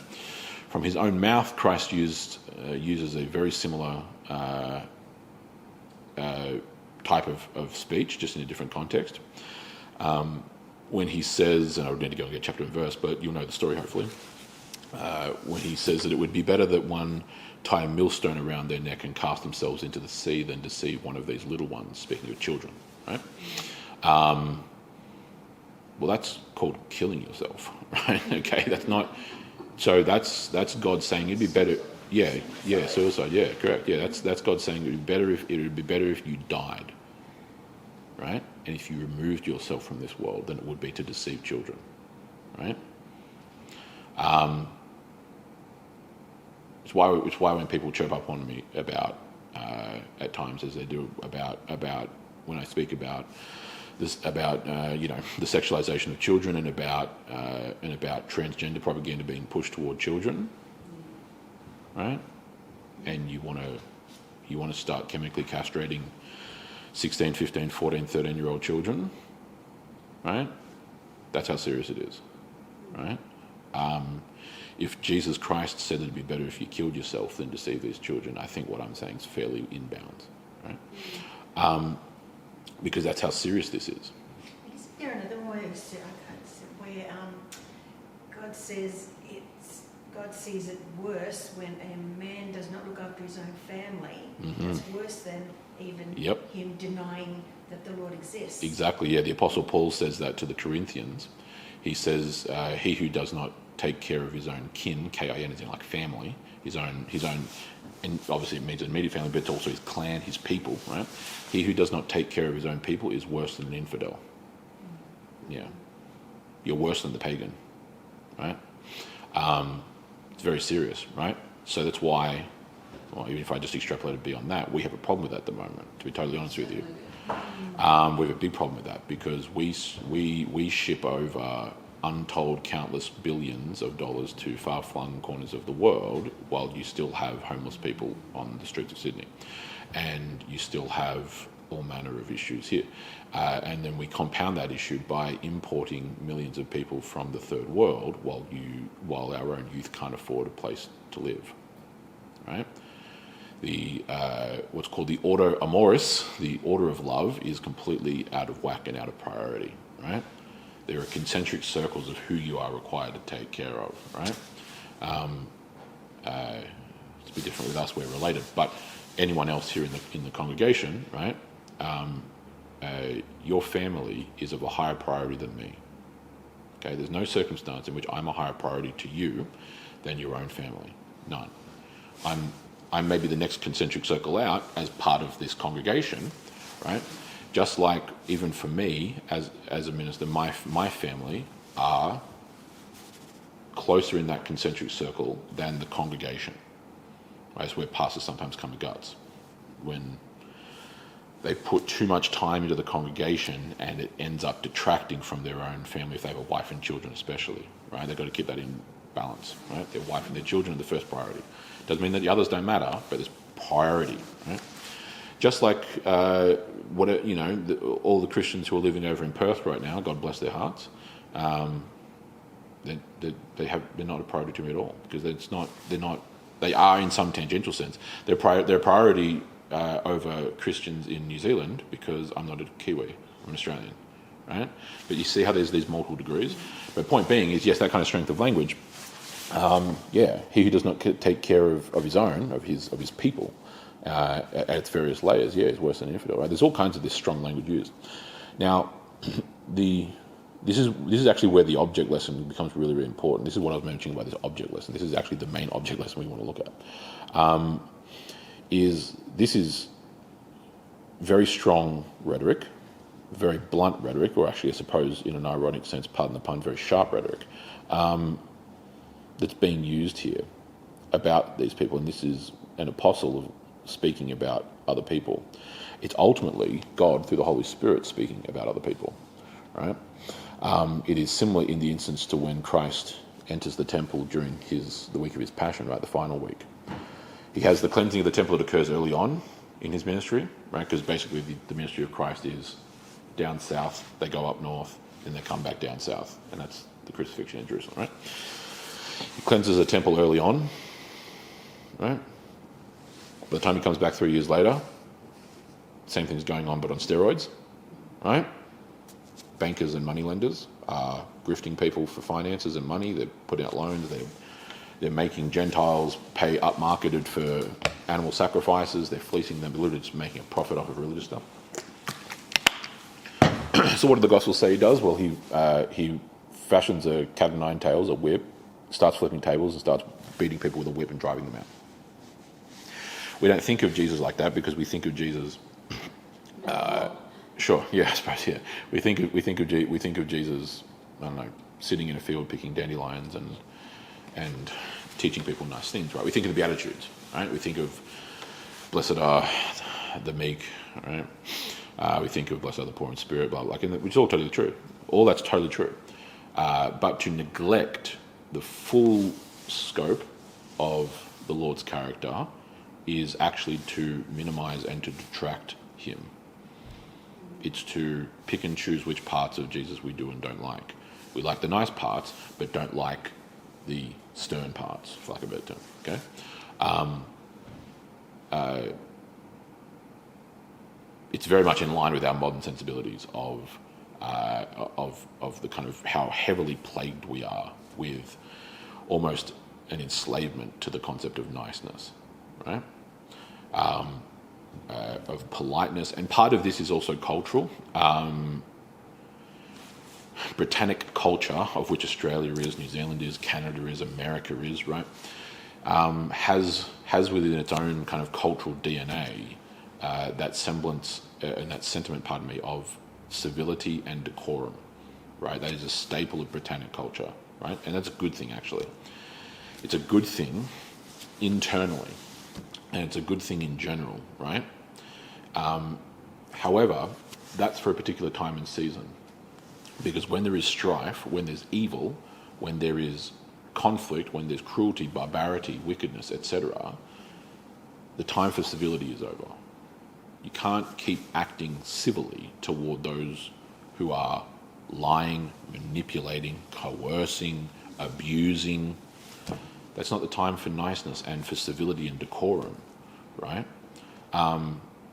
It's not the time for the tipping of hats, so to speak, right? That has its place. That classic Britannic cultural custom, which we as nations, including our own, are inheritors of, that is deeply in our DNA of civility and decorum, are very good things in their rightful context, right, socially, except for when they become negatives in a different context. And in this particular case, this kind of letter is not the time for placating and for sympathising and for speaking sweet niceties, pardon me, right? That's what I'm saying to you. That's why he doesn't begin with the typical salutation like he normally does at the beginning of the letter. This ain't that kind of letter, right? And so we come to this point, and there are various different points in Scripture where this occurs. And we can talk about all kinds of examples. In the Old Testament, multiple examples of, say, for example, the showdown at Mount Carmel between Elijah and the prophets of Baal. Okay? Again, I have to get chapter and verse off my head. But anyway, you have the vast majority of the kingdom ensnared in pagan worship to Baal, right? This is the days when King Ahaz is on the throne, right? Jezebel is queen of Israel.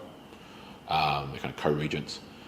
She, as a Phoenician princess of Tyre and Sidon to the north, comes down, marries into the royal dynasty of Israel. She wears the pants in that arrangement, and is a horrible, decrepit, evil witch of a woman. And the majority of the Israelites are now engaging in pagan worship.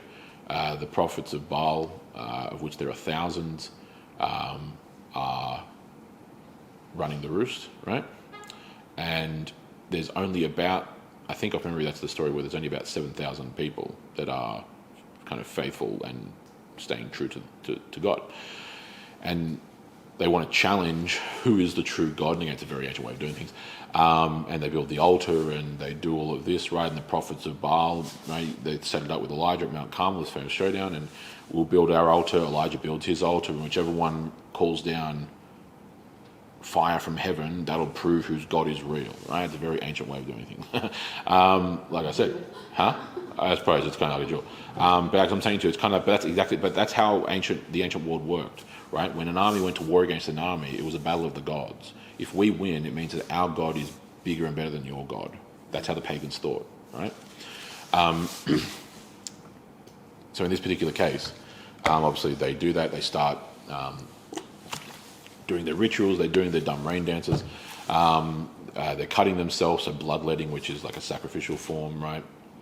Dancing around this and that. And all the while, again, for those of you who know the story, Elijah is just mocking the living daylights out of them, right? He's saying, oh, maybe you should yell louder. Maybe Baal can't hear you. And he's saying, well, maybe, honey, maybe if you dance a bit more, Baal might be asleep. Maybe you shake the earth and wake him up.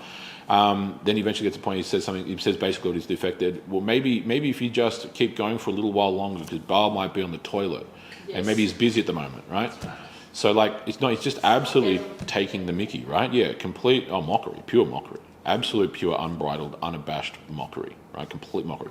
Because, and this is the thing with Holman about the cult of niceness that we suffer from at the moment, is that there is no room for mockery, right? And the reason why though is because, well, twofold.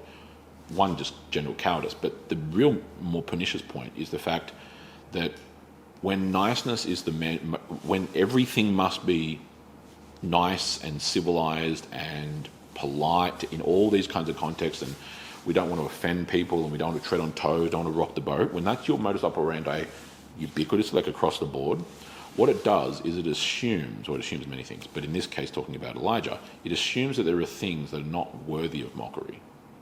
It actually assumes that every idea is just a good idea, which we of course know is ludicrous. Because not only are there bad ideas, they're actually just straight out evil ideas. Right? So not even bad ideas. There are things that go even beyond, there are plenty of bad ideas, but there are things that go even beyond just bad ideas to outright evil ideas, right? So when you look at a story like that and you go, oh, and you start getting nervous about Elijah mocking something and that being approved by God, right? Because keeping in mind how that story ends, do you remember how that story ends, right? He wins, yes. Well, he wins, yes, but he wins in the most, again, he adds even more layers of sarcasm because Elijah actually douses his altar in water first just to prove that it's not some spontaneous combustion, and then God rains down fire from heaven and sets it alight, even though it was all doused in water anyway, right? And then Elijah goes, well, that settles it. See these guys over here who've been doing this dumb rain dance and cutting themselves? Grab them, arrest them, take them down the river, slit their throats. Not long after that, Jezebel is eventually thrown out of a window and dies and is ripped apart by dogs. Right? Rough. Nothing nice. Nothing else. No, nothing else at all. But here's the thing, though. When we have an emotional reaction against those things, here's the real problem. This is what everyone of us desperately needs to understand. Every person alive at the moment in the West, as Christians, need to desperately get this lesson through their head. When you see that the victory of that battle is the prophets of Baal are put to death, Jezebel eventually is thrown out of a multi-story window and ripped apart by dogs, it assumes that there's no level of evil that could ever possibly warrant that. Well, I'm here to tell you, there absolutely is. Absolutely is. And this is the real kicker, especially when it relates to this point that we're drawing from Galatians 5 verse 12. When people have some kind of emotional or sentimental reaction against this kind of language, where Paul is straight up with all the sarcasm, also not sarcasm, irony, all the irony, saying it'd just be straight up better if these people actually botched their own circumcision and bled out and died. That would be better for the world and for you guys as Christians if they bled out and died and weren't here anymore, as opposed to what they're doing, right? It assumes that sin and that evil really isn't that bad. Do you know what I mean? It assumes that there's nothing that would warrant that. And that's just not true. It's just not true. That's why, even if we speak about our context, that's why this this bad joke of a thing that we have at the moment called the justice system, which wouldn't know justice if it walked right up to it and slapped it in the face, exists as it does, right? It's why in our country you can rape, kill, rob and murder your way through civilization and get 5 years with like a 2-year or 3-year suspended sentence. Or you can have the kind of clownery that you have, especially in regards to youth crime in Victoria, where in the most egregious of examples, there's one kid, he's 14 at the moment, I think, off memory. He has over 400 charges from assault, occasionally bodily harm, break and enter, robbery, grand theft, or what the Americans would call grand theft, like a car robbery, sexual assault, multiple things. He's been released on bail, I think literally like a dozen times. He committed a crime again recently, went straight back to doing what he was doing, and the female judge who was in charge decided, who'd been on his case multiple times, decided to not offer any, put no bail conditions. She just straight up released him. And the logic that was given was because, and this is a direct quote, no bail conditions were given because the offender will only violate the bail conditions. So there's no point putting the bail conditions on. But she doesn't send him to prison. And he was released. Again. To the Yeah. community. Hundreds. Giving up on him, basically. Yeah, but released totally free, completely free. Because they won't send him to prison. Because he's just a youth of 14. Too young. This is what happens. This is the irony, is that people think that if you move away from the biblical model of justice, that you'll end up with like draconianism. So like draconian is named after the ancient Spartan lawgiver Draco, who was famous in ancient times. This is 7th century BC, 6th century BC, famous for his brutal, like way over the top punishments. Yeah, correct. Now, in fairness, he was trying to solve a crisis in ancient Sparta in southern Greece, so you have to be balanced with the man. But still, he was famous. You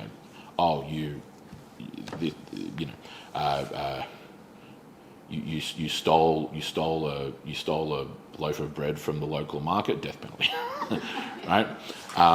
Just death penalty, right? Hang him, quarter, or just wild punch. That's where the term draconian comes from in English. That's actually generally not what happens. Well, it's certainly what happens today. We're actually suffering from the opposite problem, where as we've moved away from the biblical standards of justice, everything's gotten weaker. And crime ends up becoming functionally protected, right? That's what ends up happening because of the kind of cult of niceness that we actually have suffering from at this moment, right? A big problem, and I'm being very honest when I say this, is that Christians of the last 100 years especially, it's a bit longer than that, but certainly the last 100 years, have been one of the primary contributors to this problem. Like we really have, right? You or I may not have individually, and that's fine, but I'm speaking about us generally, collectively, right? Yeah. On all these kinds of issues, right? Because of a twisting of the concept of mercy and grace. Pardon me, not justice. Mercy and grace, right? But mercy and grace, as two sides of the same coin, are only valuable in the face of justice, in the face of punishment or judgment, to be more specific, right? Because mercy doesn't have to necessarily discount justice, right? At all, right? So, for example, God has been merciful to us in that we have been absolved of the judgment of our sins, but that's because Christ took it. So justice is still met out in the crucifixion. Do you know what I mean? God can't just sweep it under the rug, as we would say in modern English, right? All this ties back to the fact that we've really lost, in a massive degree, almost universally at this point, not literally, but almost universally, any room for what we would just in generic Christian terms call righteous anger. Okay? I want to show you a handful of scriptures that can, again, they're not long, but you at least have them to be able to write down for your notes. The scriptures obviously speak time and time again about anger and about how anger can be sinful. In fact, in most instances it actually is, right? So often the scriptures will speak about being slow to anger. That's usually the phrase that's used, right? So as opposed to what we would call hot-tempered, right? Trigger happy, right? Someone who just is explosive, right? Something bad happens and bang, and they fly into an angerous fury, right? Fly into a rage. No, being slow to anger is actually a virtue. And it is, that's true, 100% true. Being slow to anger is absolutely a virtue, right? We don't necessarily turn through all these because they're so short, but you can at least have them as the verses that you can look at when you get home. But James chapter 1, verses 19 to 20. So James 1, 19 to 20 in the New Testament. He's quoting from different parts of the Old Testament, but he says, "Know this, my beloved brothers, let every person be quick to hear, slow to speak." That's good wisdom. Slow to anger, right? God gave us one mouth and two ears for a reason. Slow to anger, for the anger of man does not produce the righteousness of God. Right? Very wise words. Let every man be quick to hear, slow to speak, slow to anger, for the anger of man does not produce the righteousness of God. Now, even the reason why, part of the reason why I chose that is because it actually gives you a good little hint as to what's been spoken of. The anger of man does not produce the righteousness of God. So the kind of anger that is born out of ego, pride, right? Someone offends you in some way, right?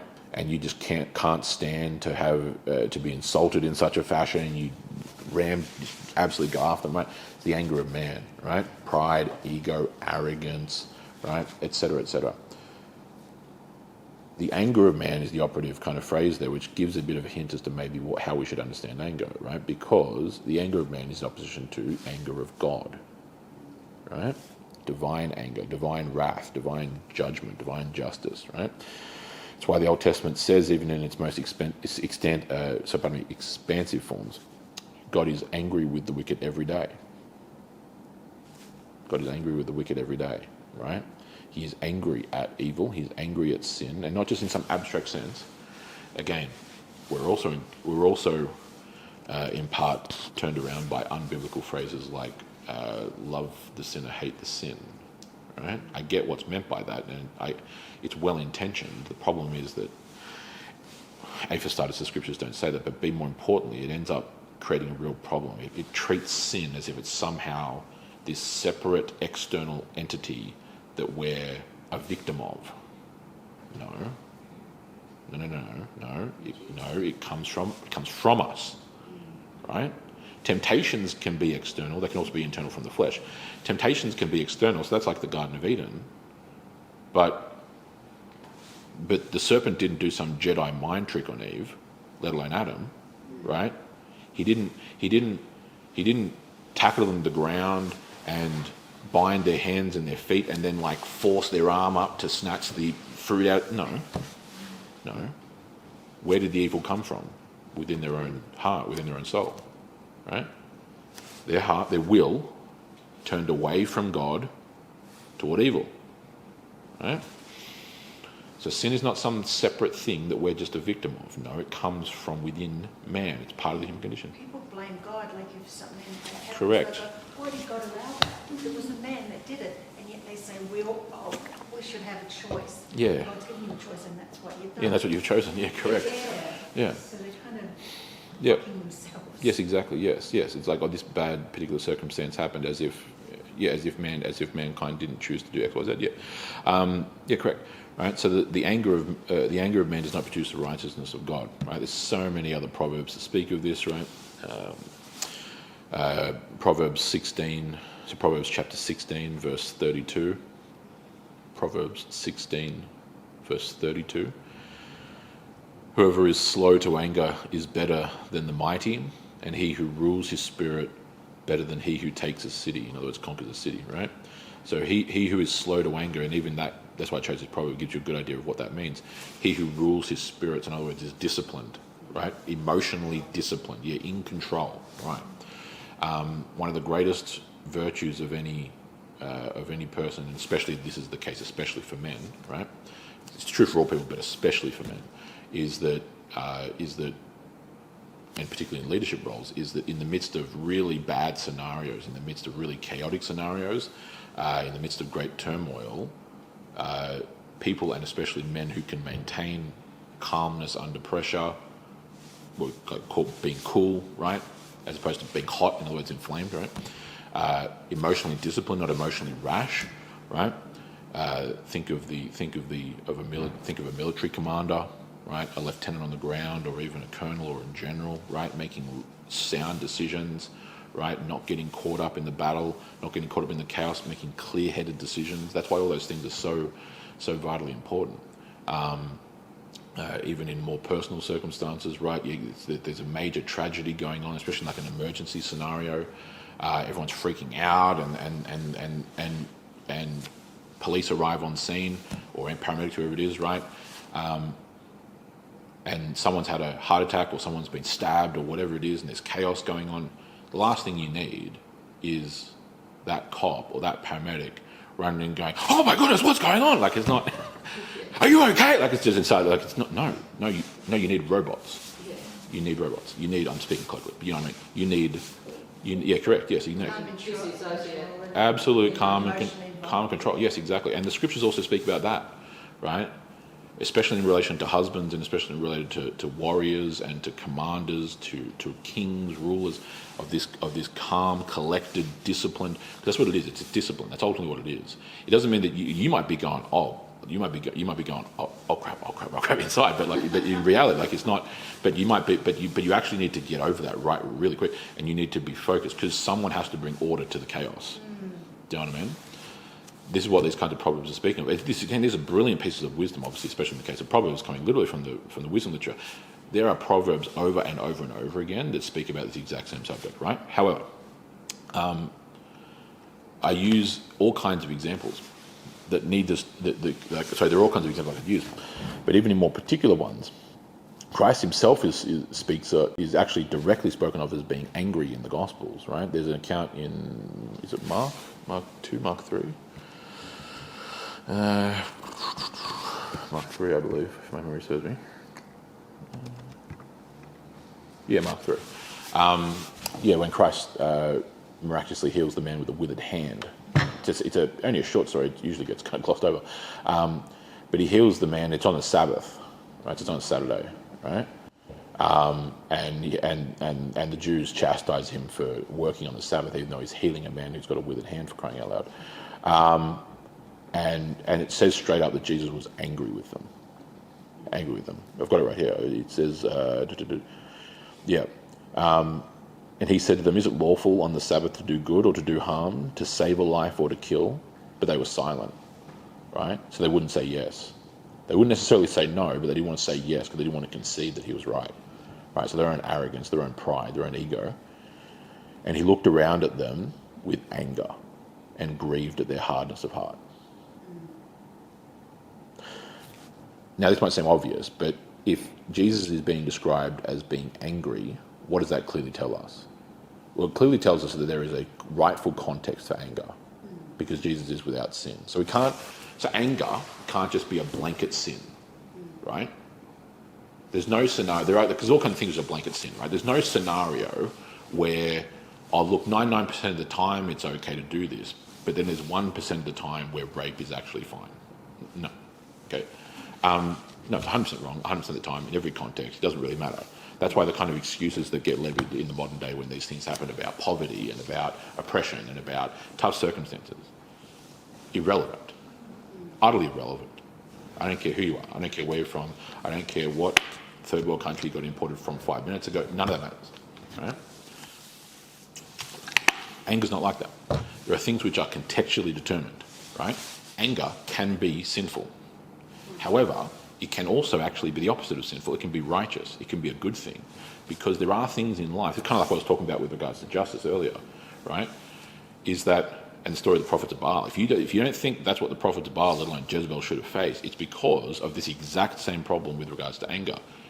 If there are things, and you think that anger is not the response, it's because that's how severely undervalued you think it is.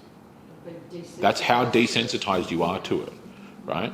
If it doesn't make you angry at that kind of evil or that kind of wickedness, it's because you're way off, so and like detrimentally so and dangerously so, right? If you look at XYZ thing happening and go, you're in a bad place. You're in a real bad place, right? That's why we get other kinds of examples, both Old and New Testament. In fact, actually, I mentioned James earlier. James quotes, if I can find it here. Actually, no, take it back. The Apostle Paul quotes it in Ephesians. There's a place in Psalm 4, verse 4. So it's Psalm 4, verse 4, which says, be angry and do not sin. Okay? Be angry and do not sin. So it's a warning, right? Do not sin. But if it says be angry and do not sin, what does that assume? It assumes that there is a context where you can be angry and not cross the line into sin. Obviously, right? Be angry and do not sin. Right? You can cross the line into sin, but it's also a context where it's not sinful. So the Apostle Paul actually quotes that word for word in Ephesians 4, verse 26, if you happen to be interested. He just quotes that sentence. He says, be angry and do not sin. Right? So he's quoting Psalm 4. That proves that particular context. Like I said to you, God, again, the Old Testament literally says that God is angry with the wicked every day. Psalm 7, verse 11. Right? Psalm 7, verse 11 says God is a righteous judge and a God who feels indignation every day. That's what I'm referring to. Indignation, aka anger. Right? That's the specific reference. God is a righteous judge and feels anger every day. Why? Because he's a righteous judge and he sees the evil of man. Right? All of this is to give you an object lesson about this particular language. Right? Paul has another instance where elsewhere he uses very stern, very blunt, very vulgar in the common sense. It's interesting. That's where I actually get the word vulgar from. Let me make this point first. So we have the English word vulgar, which actually just comes from the Latin vulgaris or vulgar, meaning common. So, for example, the most famous Latin version of the Bible is called the Latin Vulgate. Right? That word in Latin means common. Okay, so hence why it's called the Latin Vulgate, the common Latin language of Saint Jerome produced the Latin Vulgate in the 5th century. Over the course of centuries, eventually by the time you get to the Emperor Charlemagne around the year 800, it becomes the standardized Latin version for Western Europe. Right? So vulgar or vulgate, it just means common, right? Hence, because it's the common tongue, Latin. Right? It's interesting with this term of vulgar, and this is what I meant about Britannic culture and about the good things in their own rightful context of civility and politeness, right? Part of the essence of vulgar, which is actually what the modern word means, is the term vulgar really came. The term vulgar really came into modern usage in the last couple of centuries as an English word, right? As a loan word, really from Latin, for the nobility and for those of the British aristocracy to describe the kind of common everyday language of the English commoner, right? Who obviously speaks a very different accent, different terminology, different lingo, right? It's vulgar, right? And so that's why when we think of vulgar words, especially 4-letter words, right? Beginning with F, S, whatever, it's the language that the guy working in the factory in Birmingham uses, not the guy out in his country estate in Oxfordshire. Do you understand what I mean? Okay? Right? It's vulgar, right? But this is the thing, though, is that there is a balance to how this works, right? It's not carte blanche, just pure license. No. It's like with anger. There is a certain scope of good and it can cross into bad, right? If we can't describe certain things in certain ways that are truly wicked and evil because of some sense of politeness, again, we fall into the same trap as to what we're talking about in regards to the whole notion of being angry, right? It assumes that it's really not that bad. It doesn't warrant that kind of thing, right? The Apostle Paul, I'll give you one example of this. Like the Apostle Paul in Philippians chapter 3, verse, I think it's verse 8, off memory. It's definitely Philippians chapter 3. He's describing works of the law. It's actually not the exact same, it's a somewhat similar context to this whole notion of being justified by the law in Galatians. he describes all his past works, being a Pharisee, being the brightest, most renowned Pharisee of his school, right, etc., etc., being famous throughout Judea and among the Jews. He describes all of those works of the law as using a Greek word, skubalon or skubala, which in a kind of literal sense actually means like dung, like cow dung, right? But it's obvious the kind of inference he's drawing. He's choosing something vulgar, something that's kind of universally off-putting, right? To describe those past works. Now, in English, especially modern English translations, we range in how we decide to try and bring that into English. Certain translations will use the word dung, which obviously gets the picture across. Most English translations decide to use the word rubbish because it's less, I suppose, abrasive than saying dung, right? Problem is that's not what that word means. It doesn't mean rubbish. It's not like I guess maybe rubbish has, obviously, it's somewhat, obviously we don't, it has a smell to it, blah, blah, but it's different than fecal matter. Other translations will even bring it into English as worthless. I count them as worthless. Well, that's not what it's saying at all, right? You see what I'm saying? What we've done in a lot of English translations is tried to sanitize the word that he uses because it seems like impious to use that kind of language. Does that make sense? Here's the issue, though, and this is exactly the point with this kind of phrase of castrating himself and mutilating himself, is if God said this, like if the Apostle Paul in this case said this under the inspiration of the Holy Spirit, in other words, if this is God's word, why do we think that we've got a more pure and pious way of saying this than the way God said it? Do you know what I mean? Like that's the problem you run into. That's the dilemma. It basically, even without intending to, because it's not like people are doing it intentionally necessarily, but they are. It's the Bible. It's the result of what's happening. You're coming along to the Word of God, and basically trying to tidy up God's work. Do you know what I mean? It's very presumptuous. And I would say dangerously presumptuous, especially in regards to how you translate it, right? Because that's a decision that's being made of, we good, polite modern Christians might find this word a bit too abrasive or offensive, so we need to politen it up a little bit. We need to make it a bit more polite and tidy for respectable company. Do you know what I mean? It's dangerous. Like, it really is dangerous. And again, it's not license. It's not licensed at all. I'm very well disciplined with how I speak. You don't hear me using profanity in church here and doing in sermons or whatever. But I'm saying it's not licensed.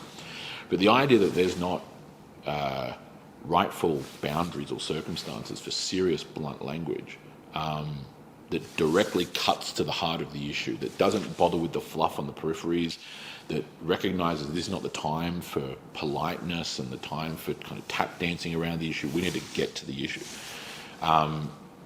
That's what we have to be concerned with. And that's why he's doing what he's doing here. He says straight up, I wish that those who were bringing in this heresy, who were twisting you towards wickedness, who were taking you away from God, I wish they would just, if they're so concerned with this issue of circumcision, I wish they'd just go the whole way and actually end up castrating themselves entirely. Right? That's how serious this issue is. Right? Because keeping in mind, it's kind of like with verse 10, right? I have confidence that you will adopt in the Lord, that you will adopt another view. If Paul didn't care about these people, he wouldn't be bothering to write this letter in the first place. You know what I mean? It's like I try to point out here, it's not me, pastors hopefully try to point this out generally. Like, when we talk about, there are multiple different times of sermons that I've done here which have been, to one degree or another, controversial, however we're even defining that these days. But a sermon where people are going to have disagreements, right?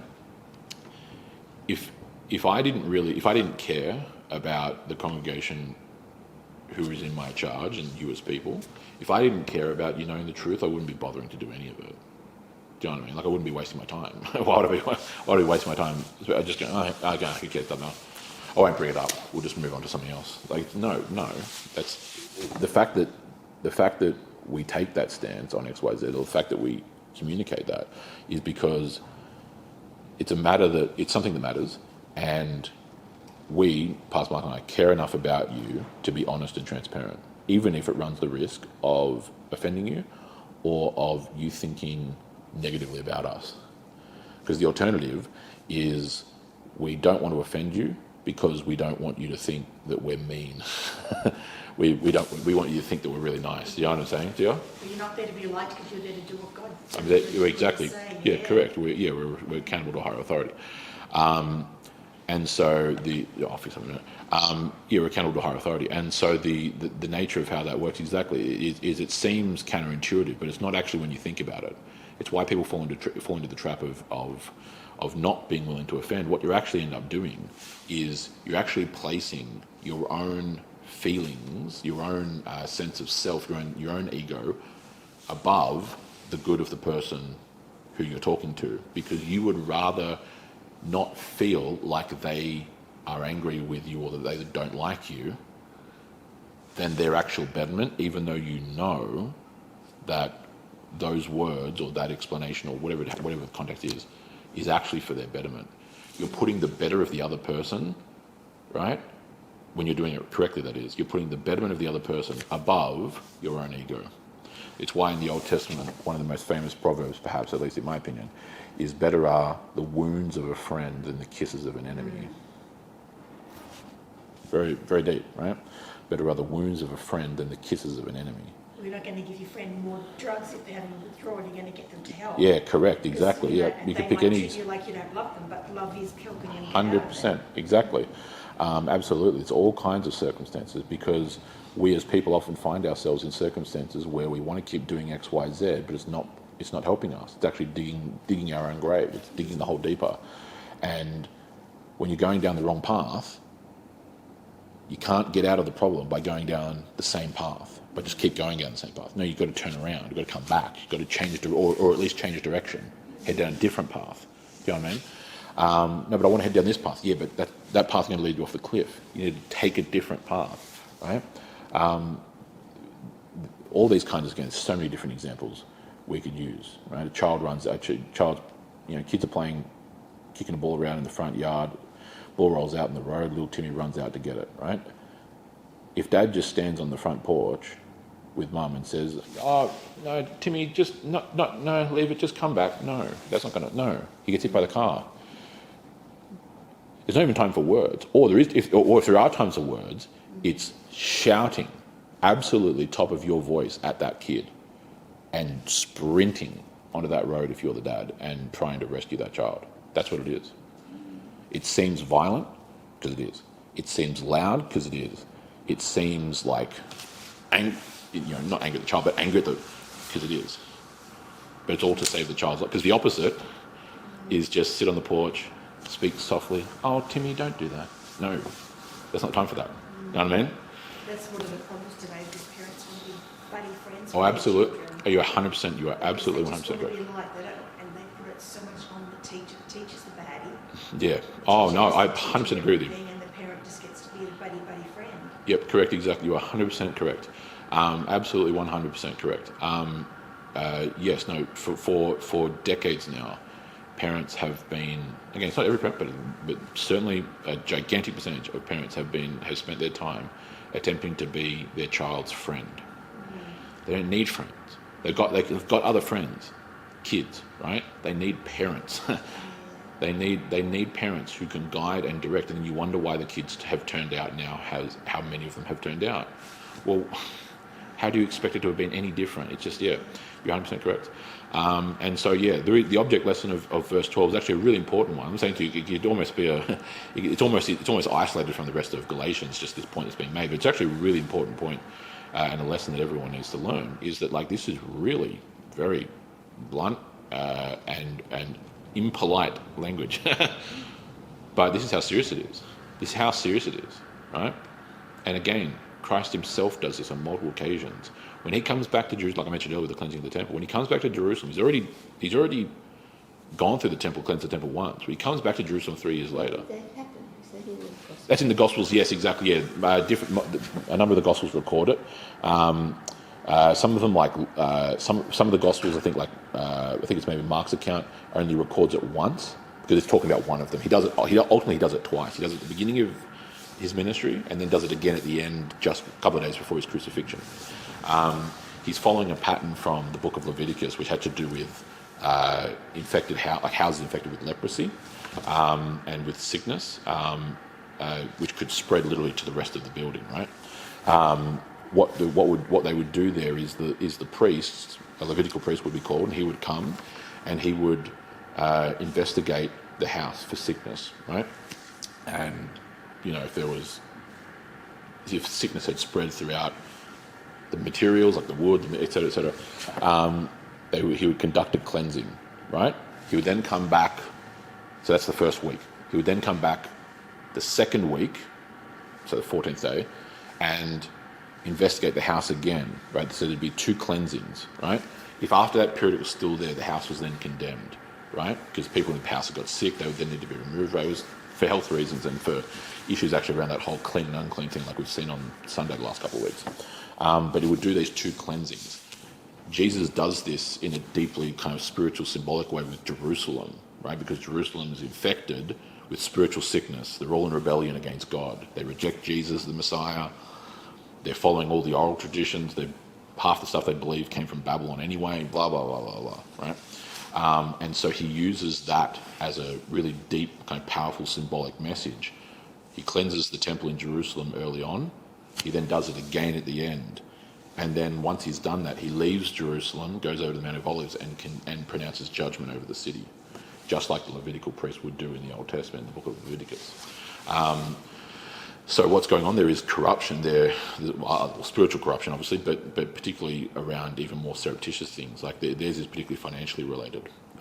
They're engaging in lending, they're charging interest, they're selling doves and different animals to people at grossly marked up rates to make a profit, so that then they take those so a person comes to the temple to do sacrifice and they're selling it for 200-300% markup and just making a carving, right? They're giving out loans to poor people who can't actually afford to buy the things, and then they're charging them for it, and the interest and usury, in other words, all kinds of things. Complete, like, banking financial corruption, basically. And so the second time when he comes through, he is this famous scene where he starts flipping all the tables and has a whip, and he starts whipping people, driving them out of the temple. That complex, what's called the court of the Gentiles, the outer court. And it's kind of, it stands in such stark contrast to who we see throughout the rest of the Gospel, which is generally, Jesus and this, in all the various encounters with, the woman at the Samaritan well, and the Samaritan woman at the well of Jacob, I should say, sorry.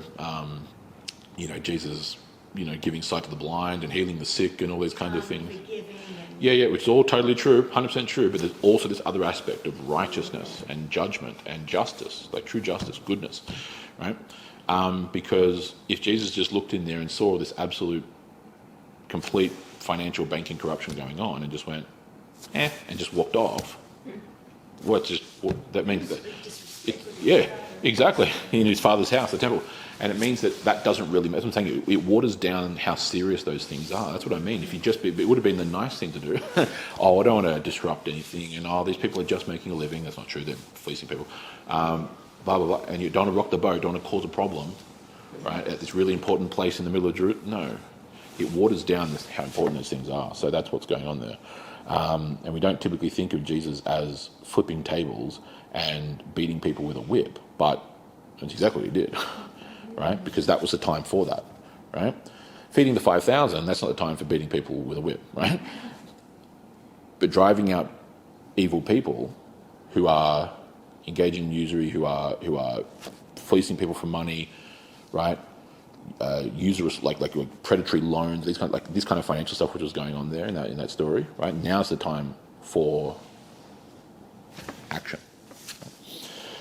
These are the kind of lessons that we can learn from this, right? In this case, it's a literary context, right? But there are times where this kind of language is not just actually useful, but actually necessary, because it shows how serious this issue is. These churches are being torn apart in Galatia by factionalism, by heresy, by the heresy of the Judaizers. And if they don't stop it, it will take over the whole church and they'll all fall. He's literally trying to save these churches. Do you know what I mean? It doesn't get more serious than that. And It seems to be like a real lack of conscience before God, like especially with the children at school. Like, you know, I'd sit in on those just doing, you know, they're reading non-Christian, non-religious classes. Yep. And some of the waffle that they learned, and some of the kids, they've got no conscience before God, so they'll go, well, it didn't bother me, so I don't care, or, Yeah. you know, I'm not hating him once, so it doesn't matter. Yeah. But it all gets back to of course, conscience before God, because, you know, I remember my mum always saying, there might be an opportunity for you to steal or whatever. He says, you don't because it's wrong. It's not about... It's about principle, right, yeah. You do the right thing, you know. And it's say when you go into shops and the doctors and the chemists and things, and you see the sign, you know, bad behaviour and rudeness will not be tolerated. Yeah. Like, Yeah. they have You didn't used to have, you didn't, Do yeah. that these days. Oh yeah, you didn't, yeah, exactly. You didn't used to have to do that. Yeah, exactly, correct. Like, I'm shocked, like... Yeah. Shops didn't have to lock their items in shelves and things like that. Never used to have to do that. Now we used to, now fortunately it's less here than it is in other places, even in the West. But still, yeah, you know, you're right, it's 100%. Yeah, that's what happens. And so when these things are not treated as seriously as and when serious action is not taken, especially early on, right? This is again, Paul could. This is early. This is why Galatians is the first letter that's written in the New Testament, effectively, because this is early on. We've got to remember this is in the late 40s. The Church of Galatia has only been around for about 2 years-ish at this point, roughly speaking. There's debate between 1.5 years, 3 years. So I'm just calling it 2 years, right, on average. The longer he waits in writing this letter, the worse or the more time there is for it to get worse and worse and worse and worse. You know what I mean? So he uses this strong language, which even involves something insulting, oh no, something offensive, against those who are doing evil things. But the point that we need to learn here, and I'll just finish with this sentence, is that there's a time for everything, right? As in the wisdom literature in the Old Testament, from Ecclesiastes to the book of Job, right? There is a time for love, there is a time for hate. There is a time for mercy, a time for wrath. There is a time for peace, there's a time for war, right? Different seasons in life call for different things. Different moments in life call for different things, right?